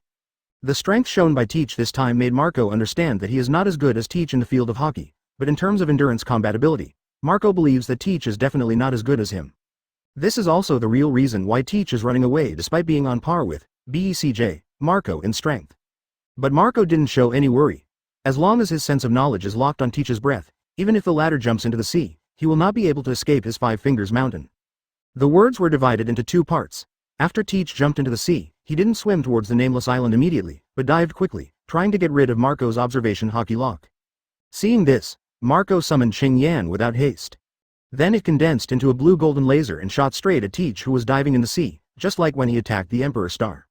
The laser scorched the sea, aiming at Teach's heart and lacing away. Teach's knowledge of the crazy warning hastily twisted his body to avoid the Phoenix rays. Unfortunately, due to the resistance of the seabed, Teach could not completely dodge, and the left shoulder was still pierced with a thumb-sized hole by the laser. Teach let out a cry of pain, and then slammed into the rock formation beside him, punching a hole in the ground. Swimming all the way along the cave, Teach entered the range of the Nameless Island again, but he was inside the Nameless Island at the moment. Fortunately, Teach temporarily escaped Marco's attack. No matter how strong the color of knowledge is, it has different conduction properties just like sound. It can detect very far in the air, but it will be greatly reduced in seawater, and the degree of obstruction will be higher when exploring the ground.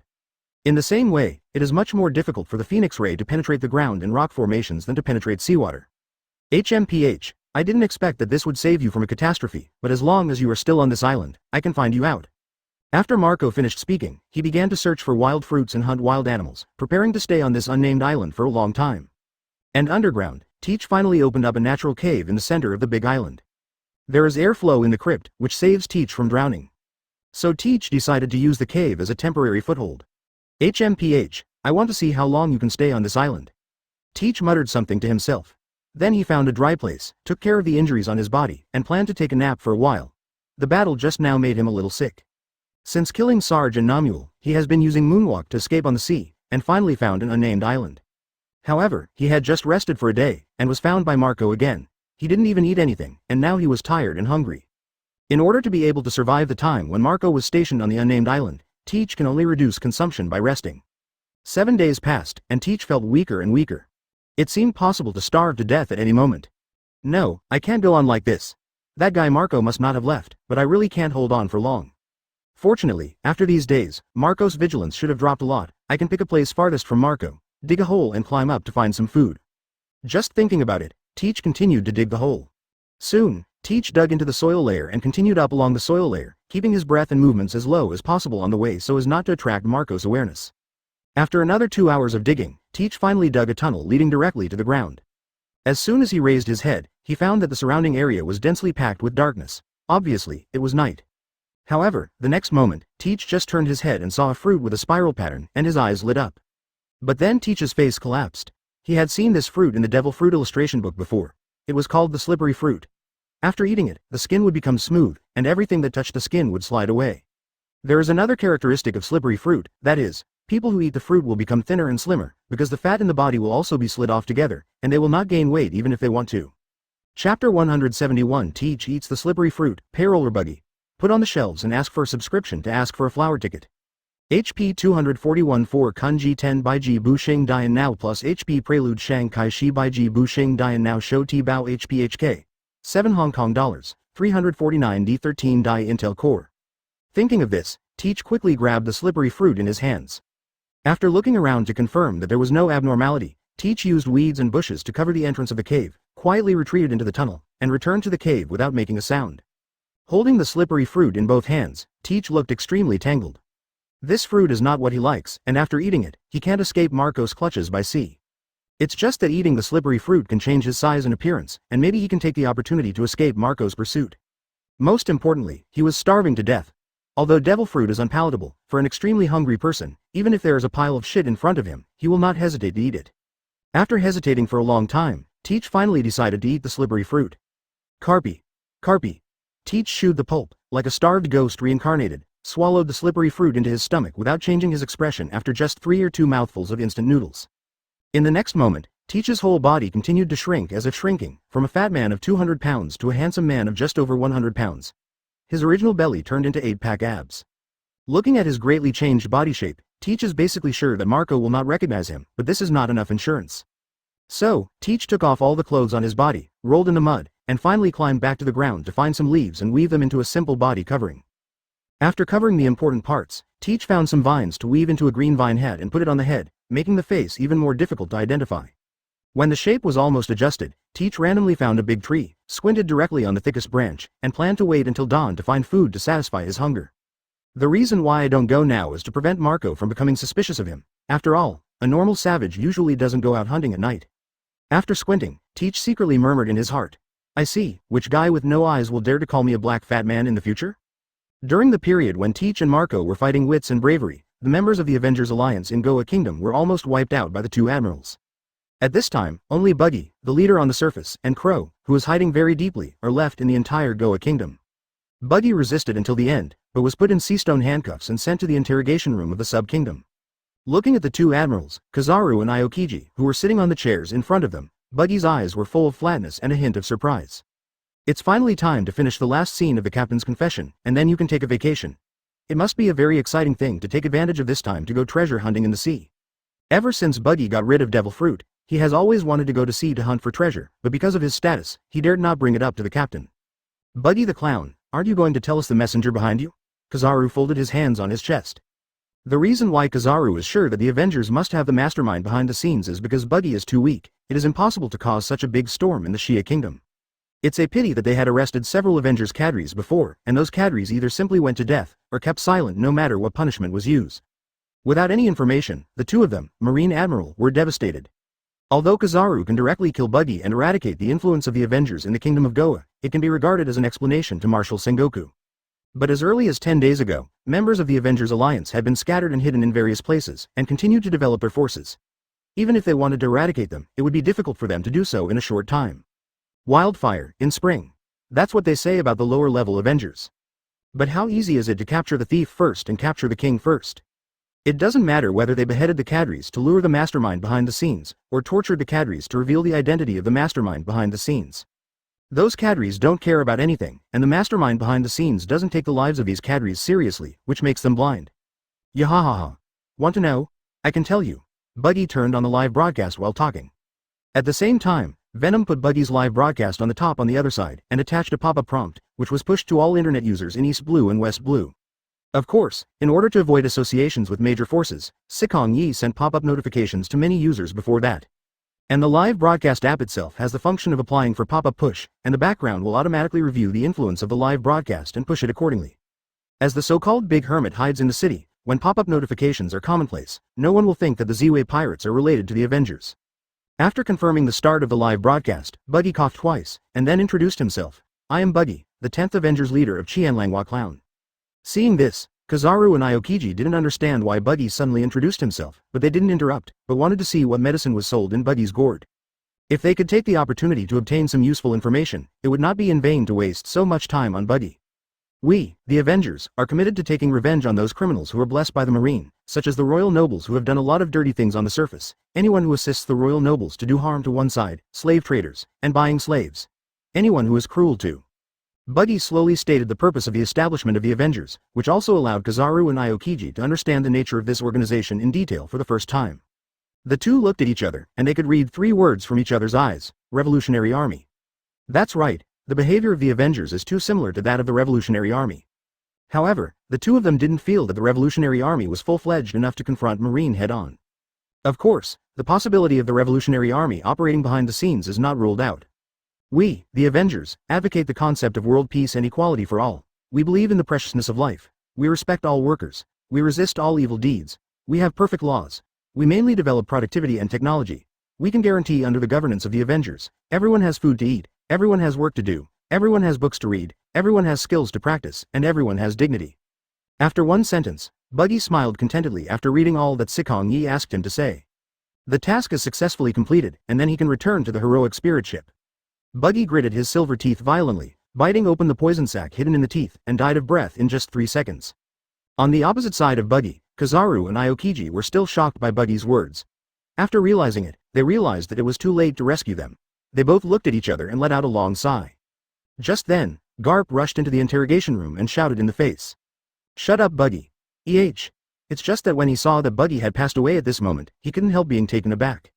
"Mr. Garp, what's the matter?" Aokiji asked aloud. Garp shook his head helplessly. The content of what Buggy just said was broadcast live. Huh? Kizaru was puzzled. Why did Buggy have to broadcast live in the interrogation room? Now that you have the internet, you can broadcast live at any time, but at this time, is it to declare war on Marine? Kizaru couldn't figure it out, and then found that Buggy's body was slowly dissipating, just like the situation after the death of the previous cadres. They still haven't figured out why the bodies of these guys dissipated. The dissipation of corpses seems to be a characteristic of all members of the Avengers, but this characteristic seems to only appear after death. Aokiji was a little uncertain. Kizaru puts forward a different point of view. You said, would the members of the Avengers Alliance not be dead, and they could be reborn in another place after the corpse dissipated? Is this possible? Aokiji didn't believe it. There should be a possibility, perhaps some unknown devil fruit. This matter needs to be reported to Marshal Sengoku immediately. Garp's face was serious. Although he recognized the behavior of the Avengers members to punish evil and promote good, he did not allow Shufu Avengers members to turn this sea upside down. As a Marine, he must maintain the stability of Vichy's sea. On the Emperor Star, after Sikong Yi learned that Buggy committed suicide by taking poison, he stopped paying attention to the Goa Kingdom. As for Crow, let him lurk in Goa Kingdom for a while. The reason why Sikong Yi arranged for Buggy to say this in the interrogation room was to declare war on Marine and Celestial Dragons, but his real purpose was to spark a topic. It sparked the topic of who can represent justice between the Avengers and Marine. If Kizaru and Aokiji, two highly influential figures, were not present, and Buggy was just asked to live broadcast in a place where no one was around, the public would only think that Buggy was moaning for nothing. But if the public knows that Buggy said this after being arrested by Marine, it is enough to let the public understand that Marine and the Avengers do not seem to be wearing a pair of pants. And with opposition, there will be contrast. The purpose of Buggy's subsequent remarks is to emancipate the mind and let all the people understand that there is still such an ideal country in the world. Although more people are skeptical, there are always people who are willing to believe. A single spark can start a prairie fire, and Buggy is peril or mountain. Chapter 172 Battleship Island, Redfoot Zap and the Dragon Pirates. Put on the shelves and ask for a subscription to ask for a flower ticket. HP Slim Desktop S01PF 3003 HK Dian Now Dao Zhuang HPHK. 5,299 Hong Kong dollars D13 Dai Intel Core i5 Chu Li Chi Wind. Captain, we are about to arrive at Warship Island, and the navigator requests landing. Nami trotted to Sikong Yi, saluted and said playfully. On the ship's side, Sikong Yi, whose thoughts were interrupted, recovered from the layout of the Avengers with a puzzled expression. The Emperor Star has enough supplies to support all the crew to reach the Grand Line, so there is no need to land on the Warship Island. Captain, she is a girl, and there are only 7 or 8 pieces of clothing to change, so it is very inconvenient to change and wash. Seemingly seeing that her captain wanted to refuse, Nami hastily added something. Hearing this, Sikong Yi remembered that Nami Kaya and others seemed to have never disembarked since they boarded the boat in Kokoyasi village. Girls already have a lot of clothes, and like Nami, there are only 7 or 8 pieces to change, which is indeed a bit shabby. Now that he is about to enter the Grand Line, if the pirates of the Grand Line think that the pirates of East Blue are all poor ghosts, where will he lose face as the captain of the Ziwei pirates? Okay, Nami, you drive the Emperor Star towards Gunkanjima. After Sikong Yi finished talking to Nami, he said to the rest of the people, if you want to buy something, you can ask me to advance your salary. Around 10 o'clock in the morning, the port area of Warship Island was full of people coming and going, making it extremely lively and noisy. No matter whether it is the fishermen catching fish or the vendors selling vegetables at the stalls, almost all of them are concentrated near the port, which has formed a tacit rule in Warship Island. There are a large number of merchant ships, fishing boats and passenger ships moored at the port. Obviously, the business is very frequent. Among the many moored ships, a huge sailing ship with a fish-shaped bow stands out from the crowd. Men and boys in chef's attire were prowling the harbor area, procuring large quantities of ingredients, which were then carried to the horns. The man is extremely thin, with 2 braided golden beards around his mouth, and a very high chef's hat on his head, giving people a capable and energetic look. However, the man's right leg was replaced by a wooden prosthesis. Stepping on the mud formed grooves one by one, and walked with a limp. The boy next to the man was also emaciated to the point of immaturity, with yellow bangs hanging down, blocking the left half of the boy's face. The right eyebrow is curly, which looks funny and special. However, at the moment, the boy is depressed, taciturn, and in poor condition, and seems out of place in this bustling port. The two are not from East Blue. The man with the golden beard is named Jeppu. He used to be a big pirate with red feet and was good at leg skills. But after experiencing shipwreck and starvation for nearly 3 months, he decided to retire and become an ordinary cook. This time I came to Gunkanjima mainly to purchase ingredients. And the boy next to Jeppu is named Sanji, who is the last submerged partner that Sikong Yi wants to recruit in East Blue. Snapped. Loading the last batch of ingredients onto the boat, Jeppu kicked Sanji with his prosthetic leg and said carelessly, "Little ghost, don't always put on a face that others owe you hundreds of thousands. Customers will lose their appetite after seeing it." "Smelly old man, I want you to take care of it." Sanji got up and muttered something, and took out a cigarette and a lighter from his bag. However, Sanji just took out a cigarette and put it in his mouth. Before he could light it, he was kicked away by Jeppu again. "Children from every family, what's wrong with learning from other people smoking? I want you to manage." Sanji snorted coldly, but still put the cigarette and lighter into his pocket. Trapped on an isolated island for nearly 3 months, Sanji felt unprecedented loneliness and despair, as well as a debt to Jeppu. The heavy psychological pressure made him smoke cigarettes that can relieve stress. At the same time, he also developed the habit of not moving his legs when he saw a beautiful woman. "There is no way, I am afraid of loneliness, and I always think that I can get out of the order as soon as possible." Squeak. "Are you pirates?" At this time, a warship slowly approached the fishbow sailboat where Zepp and Sanji were. On the bow of the warship, a Uzumaki Naruto wearing a rat-headed one-piece cap and a marine uniform with 6 thick beards around his mouth. "Ah no." Colonel Mouse stared at Jeppu and Sanji, and asked with a smile. However, Zapp certainly didn't intend to admit it. "Mr. Colonel, we are not pirates, but 2 ordinary chefs." Squeak. "Don't try to quibble, I have your reward here, Redfoot Zapp." Colonel Mouse took out a reward order from his pocket and presented it in front of Jeppu, with a proud expression of wisdom in his hands. Immediately, Colonel Mouse ordered the sea soldier behind him. "What are you still doing? Catch that guy quickly." Plop. However, before Colonel Mouse could finish speaking, Jeppu jumped to the bow of the ship and kicked him into the sea lightly. Noisy. The pirates from the Grand Line don't look at the miscellaneous fish from all over the world. Swish swish swish. The sailors raised their guns in unison, aiming at Zapp, as if they could fire at a single command. It's a pity that the Mouse Colonel who issued the order fell into the sea at this moment. Seeing this scene, Jeppu pointed at the sea with a strange expression. "Aren't you going to rescue the colonel first?" All sea soldiers. Oh yeah, how did they forget such an important thing? If Colonel Mouse had drowned, their guilt would have been too great. As the sailors were in a hurry, they finally rescued the almost drowned Colonel Mouse. "Damn it, what are you still doing in a daze? Why don't you give me a quick call?" Colonel Mouse, who was soaked all over his body, had a hideous expression on his face. Just as he was about to attack, he saw that Zapp had already raised his prosthetic limb. In an instant, all of Colonel Mouse's anger dissipated, replaced by an awkward, ultimate smirk. "I'm sorry, my eyes are a little short-sighted, I recognized the wrong person." Colonel Mouse explained embarrassingly. Seeing that Jeppu did not make things difficult, he immediately wanted to take this group of useless sailors away from Warship Island. Unexpectedly, another pirate ship docked at the port of Warship Island at this time, which happened to be anchored on the other side of the warship where Colonel Mouse was. At this moment, Colonel Mouse panicked a little. The newly appeared pirate ship has a pirate flag hanging brightly, and it is the Dragon Pirates from the Grand Line. Colonel Mouse had seen the reward order of the Dragon Pirates before, and he recognized it at a glance. Squeak. "What kind of bad luck did I have today? It actually made me meet 2 big pirates from the Grand Line in a row, and now I'm caught between 2 big pirates." Colonel Mouse wanted to cry, but he really wanted to slap himself both. Wouldn't it be nice to stay in the area under the jurisdiction of the 16 branches? In order to gain the appreciation of Vice Admiral, he actually applied to be transferred to patrol the waters near Upside Down Mountain. Isn't this courting death? Whether it's the big pirate returning to East Blue from the Grand Line, or the pirate going to the Grand Line, they are all existences that he can't afford to mess with. He thought that as long as he avoided some pirates, he could at least get some credit, but unexpectedly, all the pirates would come to his side. Oh, and Zapp doesn't count. The reason why Colonel Mouse dared to approach Jeppu was because he saw that Jeppu was limping, otherwise he wouldn't dare to give him 10 chances. On the bow of the Dragon Pirate's car, the Sharkspab, a megalodon sharkman with a nose longer than Usopp stood at the front, and it was Arlong, the captain of the Dragon Pirates. Arlong's nose is not only very long, but also pointed, sharp and jagged, obviously much more aggressive than Usopp's round and long nose. Behind Arlong, stood the 3 officers of the Dragon Pirates. Shu, a kissing murloc with protruding lips and good at talking. Zalba, an octopus murloc with a lip that protrudes more than a kissing murloc, and 6 arms. Kruby, an unusually burly cartilaginous murloc with sky braids. And behind the 3 cadres are a group of pirate members of the murlocs. Arlong looked at the frightened Colonel Mouse at the bow of the ship. The corners of his mouth slightly grinned, revealing 2 rows of sharp teeth.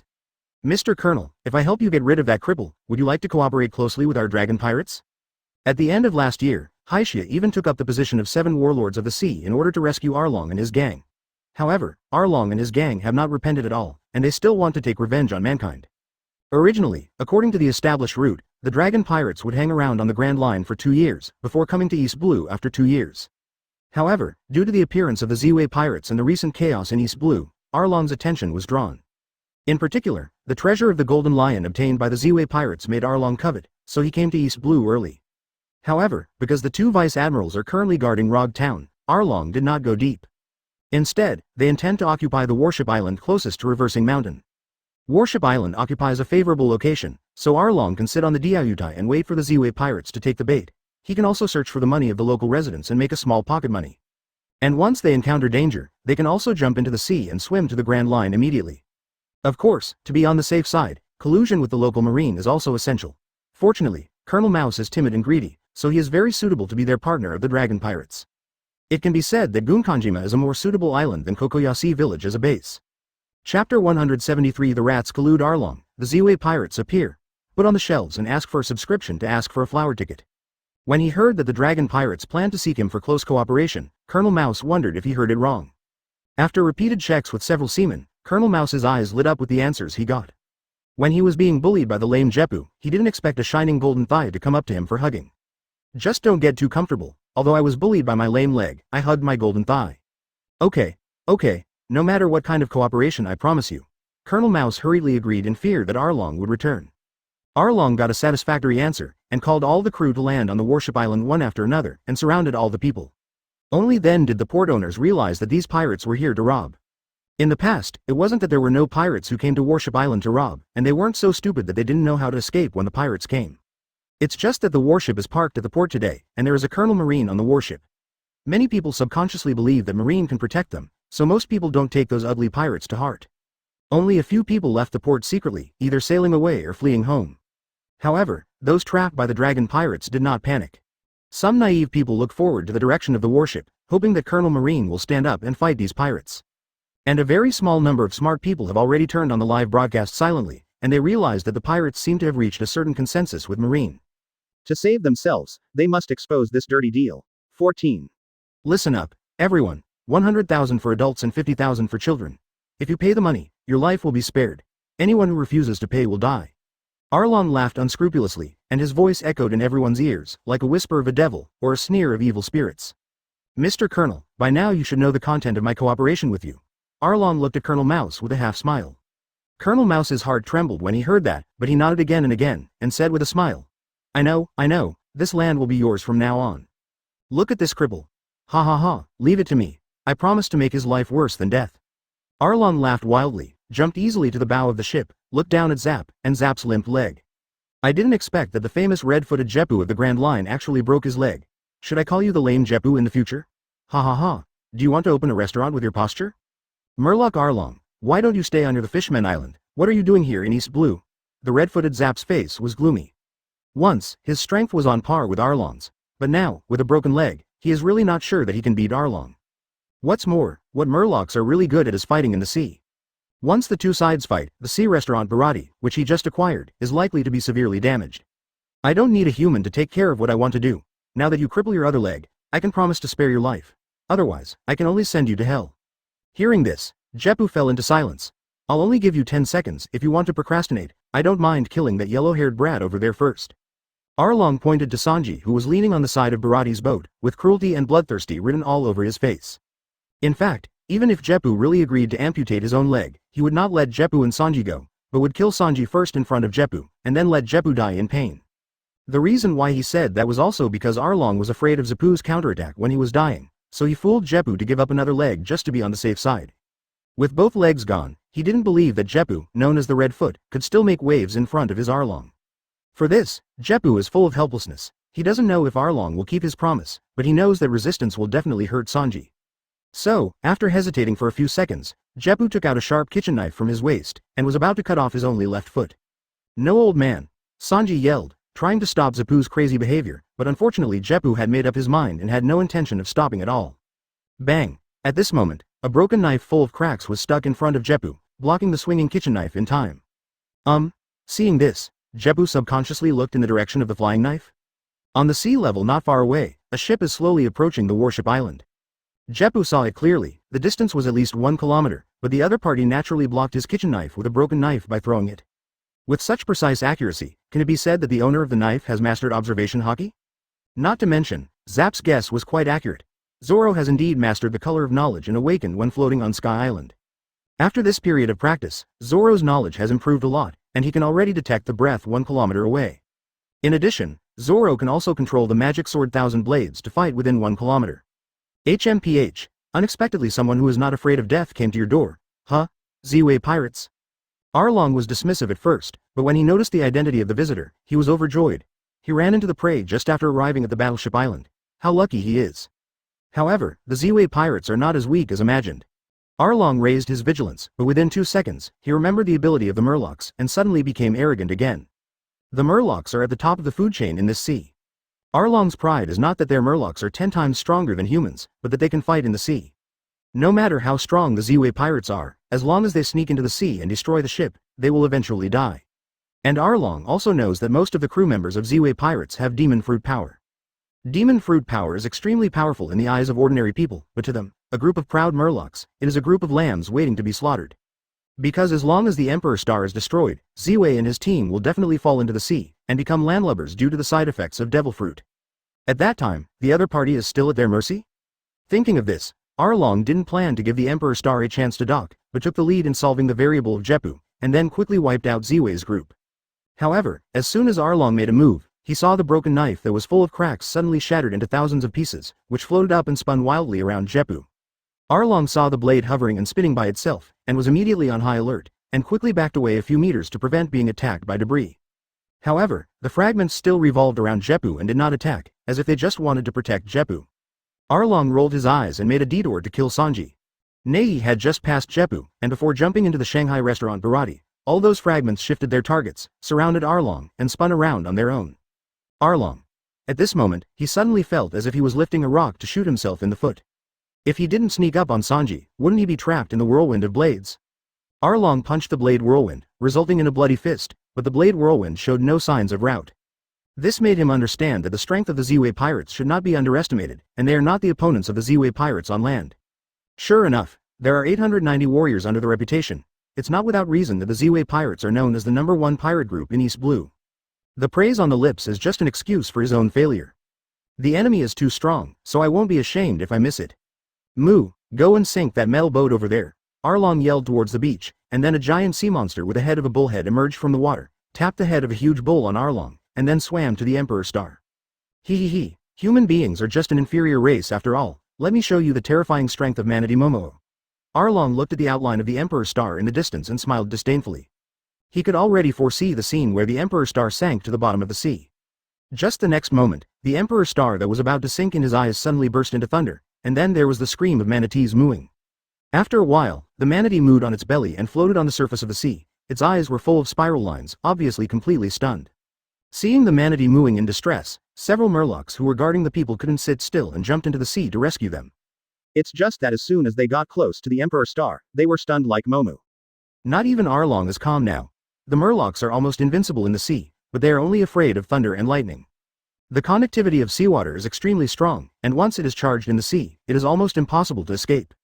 For a while, the remaining Murlocs didn't dare to go into the water easily.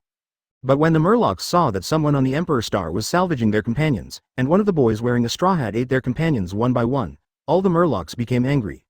But before they rushed up to fight with Z-Way and his gang, I saw that straw hat kid open his mouth as big as half a manatee Momo, and then swallowed the manatee Mumu in one gulp. For a moment, all the Murlocs were dumbfounded. Chapter 174 The Showdown with the Long Nose. Zoro is playing big swords in front of him. Put on the shelves and ask for a subscription to ask for a flower ticket. On the Emperor Star, because Luffy swallowed the moo of the manatee in one gulp, the whole ship almost sank. Fortunately, Luffy digested it very quickly, which relieved the unbearable weight of the age group on the Emperor Star. Seeing this scene, many people fainted instantly. What kind of mouth and stomach pouch is this? It took a sea monster to digest it in just a few seconds. Are you a devil? When the Emperor Star approached the warship island, everyone could see clearly the people on the Emperor Star. The children around 10 years old shocked everyone at the port of Warship Island. All members of the Dragon Pirates were shocked that Ziwei and his gang had such strength at such a young age. Zap was amazed that the man who saved him was so young. Sanji is curious about why this group of children of the same age become pirates at this age. As for most of the people present, they had seen several of them through the live broadcast, and they were all excited after seeing the appearance of this group of pirates with a sense of justice. Compared with Colonel Mouse, who did nothing and was in the same boat as pirates, they obviously felt that the Ziwei pirates felt more secure. Even though the newspapers criticized the Ziwei pirates as heinous, anyone with a discerning eye could see that it was deliberately smearing. They are not fools. Even if Ziwei pirates are heinous, they are much better than Colonel Mouse and Dragon pirates. At this moment, on the Emperor Star, Ziwei and his gang stood in a row, staring at the Dragon pirates and the others with half smiles. Luffy subconsciously burped. Swallowing such a big manatee at once, Luffy felt a little bit stretched for the first time, and his strength also improved a little. Now it is the pinnacle of B level. Perhaps by devouring some more murlocs, Luffy can reach B+ rank. Zoro stretched out his hand, and all the fragments of the Magic Knife Thousand Blades returned to the scabbard, and they were reassembled into a complete broken knife. So it was your kid who did it. Finally out of trouble, Arlong looked at Zoro and gritted his teeth with hatred. But at this time, he had already realized that he would definitely lose in a frontal battle, so he had no choice but to suppress the anger in his heart. Where there is life, there is hope. However, Arlong didn't want to cause trouble, but Sikong Yi didn't intend to let Arlong go. The side mission, looking for the Dragon Pirates, has been completed, and the new side mission is, kill the Dragon Pirates. Let's not talk about how much trouble the Dragon Pirates caused in the original book. Just because the dog system released a mission to destroy the Dragon Pirates, how could Sikong Yi, the host, not fulfill the dog system's wish? What's more, these are a group of lovely experienced babies. The moo-moo of the manatee that was stunned just now and a few miscellaneous fish were all deprived of their shadows by signing a passive contract with Karina. Afterwards, the manatees and miscellaneous fish were fed to Luffy, which improved a lot of combat power.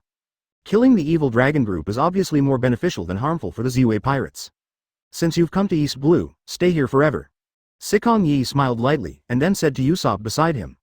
Usopp, your nose is as good as Arlong's, and it's up to you to deal with Arlong. Usopp. I'm afraid you have misunderstood my nose. This is just an ordinary nose, but others have the nose of a megalodon with barbs. And Arlong was completely annoyed, glaring at Sikong Yi. You stinky brat, dare to compare my hard and sharp nose with that weak long nose, I will kill you. Sikong Yi ignored Arlong's crazy clamor, but Luffy patted his round belly with a smile. I ate a cow and some fish just now. I wonder how the grilled shark tastes. At this time, Usopp had already fully charged, and the daily super-killing Yanlong star shot at Arlong. Violent flames swept across Arlong's body, and the hair and clothes on his body were burned instantly. If the warship was not made of metal, it must have been seriously damaged under the impact of the flames.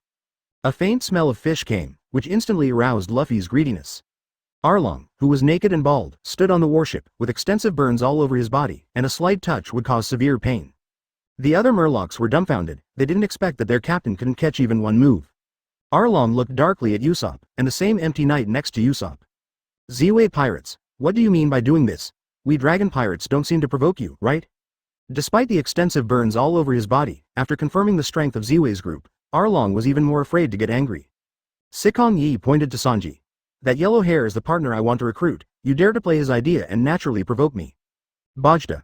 My mother, who knew that yellow hair was your fancy target. Had he known this, Lousy would not have dared even if he had 10 guts. He regretted it now so much that he had agreed to Colonel Mouse against Zap. However, even if Arlong knew, if he didn't know the true strength of Ziwei pirates, he would still dare to tease the tiger's whiskers. Little ones, if you want to show your skills, you can pick your opponents yourself. Sikong Yi didn't bother to deal with just a few miscellaneous fish, and assigned them all to the crew as sparring partners. The Murloc Zauba went up, Usopp fought with Arlong, Kebi picked Kruby, and Choppy picked. Seeing that the leaders and cadres were all picked away, Luffy scratched his head and chose those trash fish. 3 sword style Zoro. Show you my 6 sword style. On the shark spab, Octopus saw Zoro holding a knife in his mouth and holding a knife in each hand, showing a 3 sword style posture. So, he simply held a knife in each of the 6 hands, showing the dominance of the 6 sword style. Just the next moment, Zoro picked up 6 knives from the deck, and his body instantly turned into the form of Ashura with 3 heads and 6 arms. With 6 knives in hand and 3 knives in his mouth, Zoro smiled evilly. What's the meaning of the 6 sword style? Why don't you see my 9 sword style? 9 blades Ashura magic 9 flashes. Zoro didn't show Mo Qianshan, just Mo Jushan's small whirlwind cut Octopus Zauba into countless pieces. And this scene was naturally seen by Karina. Subconsciously, a staring stare stared at Zoro as if he wanted to choose someone. Zoro sensed a cold air approaching, turned his head instinctively, and felt embarrassed when he saw that it was Karina. Ahem, what, I was merciful just now, I didn't expect that octopus to be too weak. Seeing that Karina was still relentless, Zoro lowered his head and apologized. I will pay attention to leaving a sigh of relief for my opponent next time. I hope so, huh? Karina didn't care about Zoro anymore, but looked at other battlefields. On the bow of the warship, Usopp fought with the seriously injured Arlong in close quarters, constantly practicing the various skills he had learned. Tilde operator finger pistol burst flame. Uppercut hyphenation point soaring to the sky. 2 consecutive kicks, double cannons, art as Patrick. Rumble. Usopp combined his own dragon charm and bomb fruit to create an artistic sense of melee combat, and soon Arlong was able to play more air than him. Just as he was about to give Arlong a fatal blow to end the opponent's life, Karina jumped out, first cut off Arlong's shadow, and then gave Arlong a sharp knife. After seeing Arlong die completely, Karina patted Usopp on the shoulder, her face full of encouragement and appreciation. Good job, keep up the good work. Usopp. Is head grabbing so hardcore these days? What's your name? Kirby. What's your name? Kroby. Are you Kruby? Kirby remembered the fake name the captain gave him when he was staying in Rog Town, and it seemed to be Kruby. Stop talking nonsense, shorty, let you try my Murloc karate. I'm not a dwarf. I'm only 6 years old this year. Let me show you the 8 inner gates the first just developed. The first gate opens. Kebi suddenly raised his breath, and then rushed towards Kruby. The next moment, Kebi flew backwards at a faster speed. Kruby. Is this kid so rookie? Seeing Kebi's defeat, Tashigi, Wang Nujiao, immediately cast unlimited swordsmanship and pulled Krabi into the inherent barrier. Here, the land seems to be scorched, and there are several gears rotating in the sky, and the red glow shines on the ground, which is even more permeating. It's a pity that there are only a few swords in the current unlimited sword system, which is a bit shabby, and no one believes that it is the unlimited sword system. But the dog system is such a pit. The sword steel of the infinite sword system has to be developed and collected bit by bit. What is this place? Crow Obi sensed a change in the surrounding environment, and immediately asked another person in this space besides him, Ince Banner. Tashigi spread out his hands upon hearing this, and introduced it proudly. This is my space, welcome to unlimited sword control. Aaa. At this moment, it seemed that a group of crows flew by, and the scene was extremely embarrassing. Kruby opened his mouth, wanting to ask the other party whether he had a second-year illness, or whether he didn't learn math well. You call the swords stuck on the ground unlimited sword control? Girl, are you kidding me? Feeling underestimated, Tashigi was too lazy to argue with the other party, and immediately shook his hands, and dozens of swords suddenly appeared behind him. These swords transformed from the fruit, together with the several swords stuck on the ground, all flowed up and shot towards Kruby. Chapter 175. A boy who lacks fatherly love, deal with Colonel Mouse. Put on the shelves to subscribe and ask for flower tickets. HP 15.6 Kun Bai Ji Bushing Dian Now 15's FQ5057 TUD 12 Die Intel Core i5 Chu Li Chi Windows 11 Jia Yang Band 15.6 inches, Dui Zhao. 1000 Tiles Zhengchuan. Crow Obi put on a posture, facing dozens of swords without fear, and punched Jianlu with a fist wrapped in a strong wind. Clang. Click. Puff. The sword flow was instantly shattered by Kruby, but he stared at his chest in a daze. Bright red blood flowed from his heart, and a short and thin sword protruded from his chest. You. Kruby couldn't have imagined that this girl, who looked only 11 or 12 years old, was still engaging in sneak attacks. The heart of playing tactics is dirty. When Tashigi saw that Kruby was seriously injured, he quickly removed the inherent barrier of the infinite sword system, and threw Kruby in front of Karina. Karina's beautiful eyes lit up when she saw this, and she kissed Tashigi on the face. Sister Tashigi treats me well. Feeling the saliva on her face, Tashigi didn't care, she still had to protect those people from being injured in the battle. Anyway, she has already won a cadre, even if she wants to protect the people, it will not be too abnormal. On the beach, Zui Paoju stood in the water, continuously absorbing seawater to condense into water cannons, and fired them at Ace. While dodging, Ace fired fireballs at Zui Paoju, but the accuracy was not high due to dodging all the time. The two sides fought like this and fell into a stalemate. It wasn't until the end of the battle that Ziwei and his gang finished the one-sided massacre, and Ace took down the last cadre of the dragon pirates out of breath. Usopp came over and patted Ace on the shoulder to comfort him.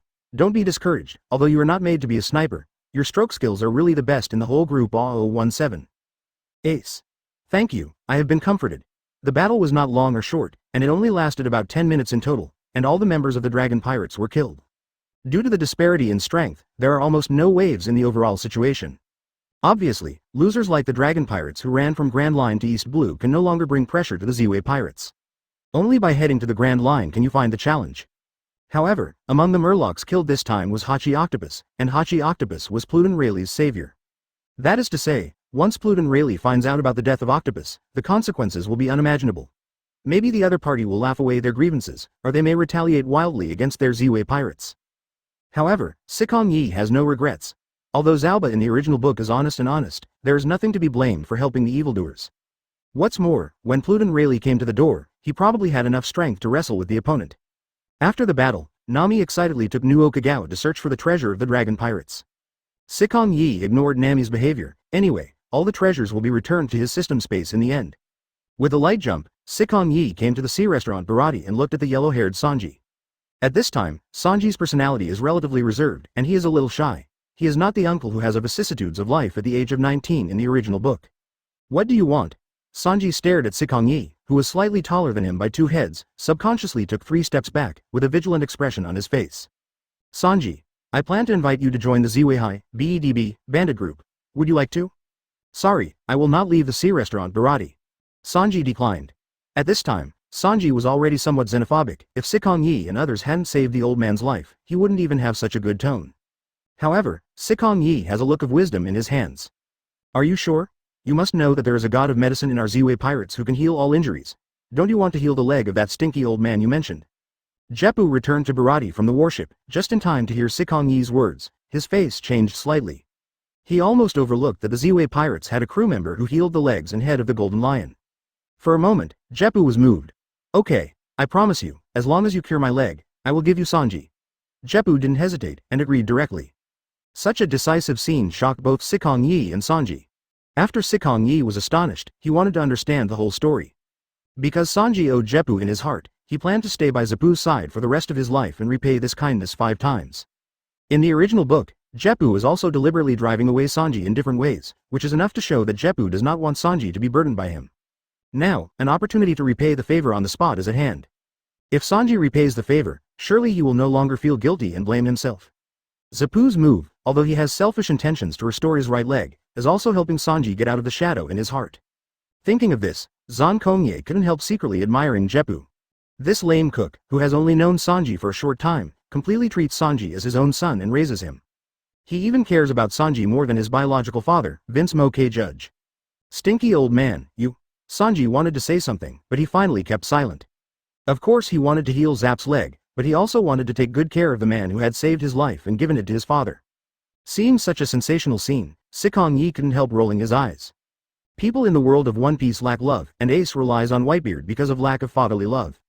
The same is true for Sanji. After being rescued and cared for by Jeppu, he wanted to repay the old man. Most of the original works such as Chopper and Frankie are like this. A few minutes later, Sanji's eyes were determined. He let go of his reluctance, and nodded towards Sikong Yi. As long as you can cure the stinky old man's leg, I agree to join the Ziwei pirates. After receiving Sanji's assurance, Sikong Yi sent a reassuring look. I, Sikong Yi, naturally do what I say. Later, Sikong Yi called Kaya and asked Kaya to help treat Zeppu's right leg.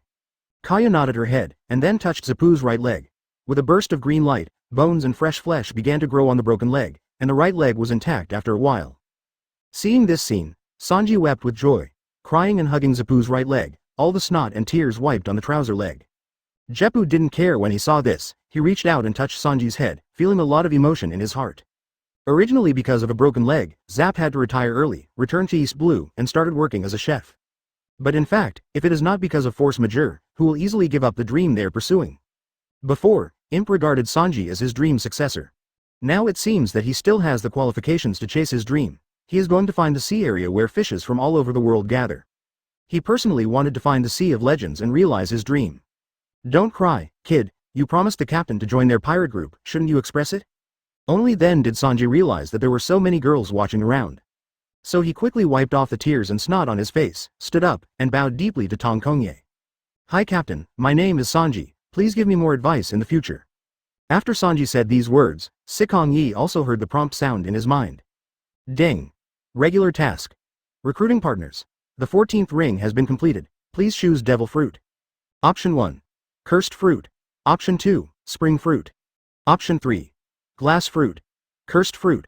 Paramecia, by incorporating blood or hair into the body of the paper doll, it can curse the body with injuries and diseases. Correspondingly, the caster will also bear half of the negative state. Spring Fruit. Paramecia, which turns limbs into springs, has super strong jumping power. Diamond Suit Glass Fruit. Paramecia, get glass body, can be reassembled after being broken. The 3 devil fruits belong to Paramecia, but one thing to say is that the spring fruit and the glass fruit are really useless. Sikong Yi didn't think too much and directly chose the cursed fruit. Although the negative effect of the cursed fruit is a bit tough, it has no effect on people who have dog spells and horse spells. Even Luffy and Venom's constitution can withstand the side effects of the cursed fruit. Especially the owner of the dog spell can curse the other party to die, and even if he is half dead, he can still come back to life. It's just that Sikong Yi suspects that Baratie is the owner of the dog spell, but the spell was not found in the previous boarding package. If the owner of the dog charm is Baratie, then this fruit can be eaten by Kaya. Sikong Yi thought about it in his heart, but on the surface he warmly welcomed Sanji to join. Sanji, from now on you will be a member of the Ziwei Pirates. After mentioning the new crew, Sikong Yi set his sights on the trembling colonel on the warship, trying to escape. The contents of Colonel Mouse's collusion with the pirates just now have been broadcast live, but because Venom did not recommend them to the top, those live broadcasts were not discovered by too many people.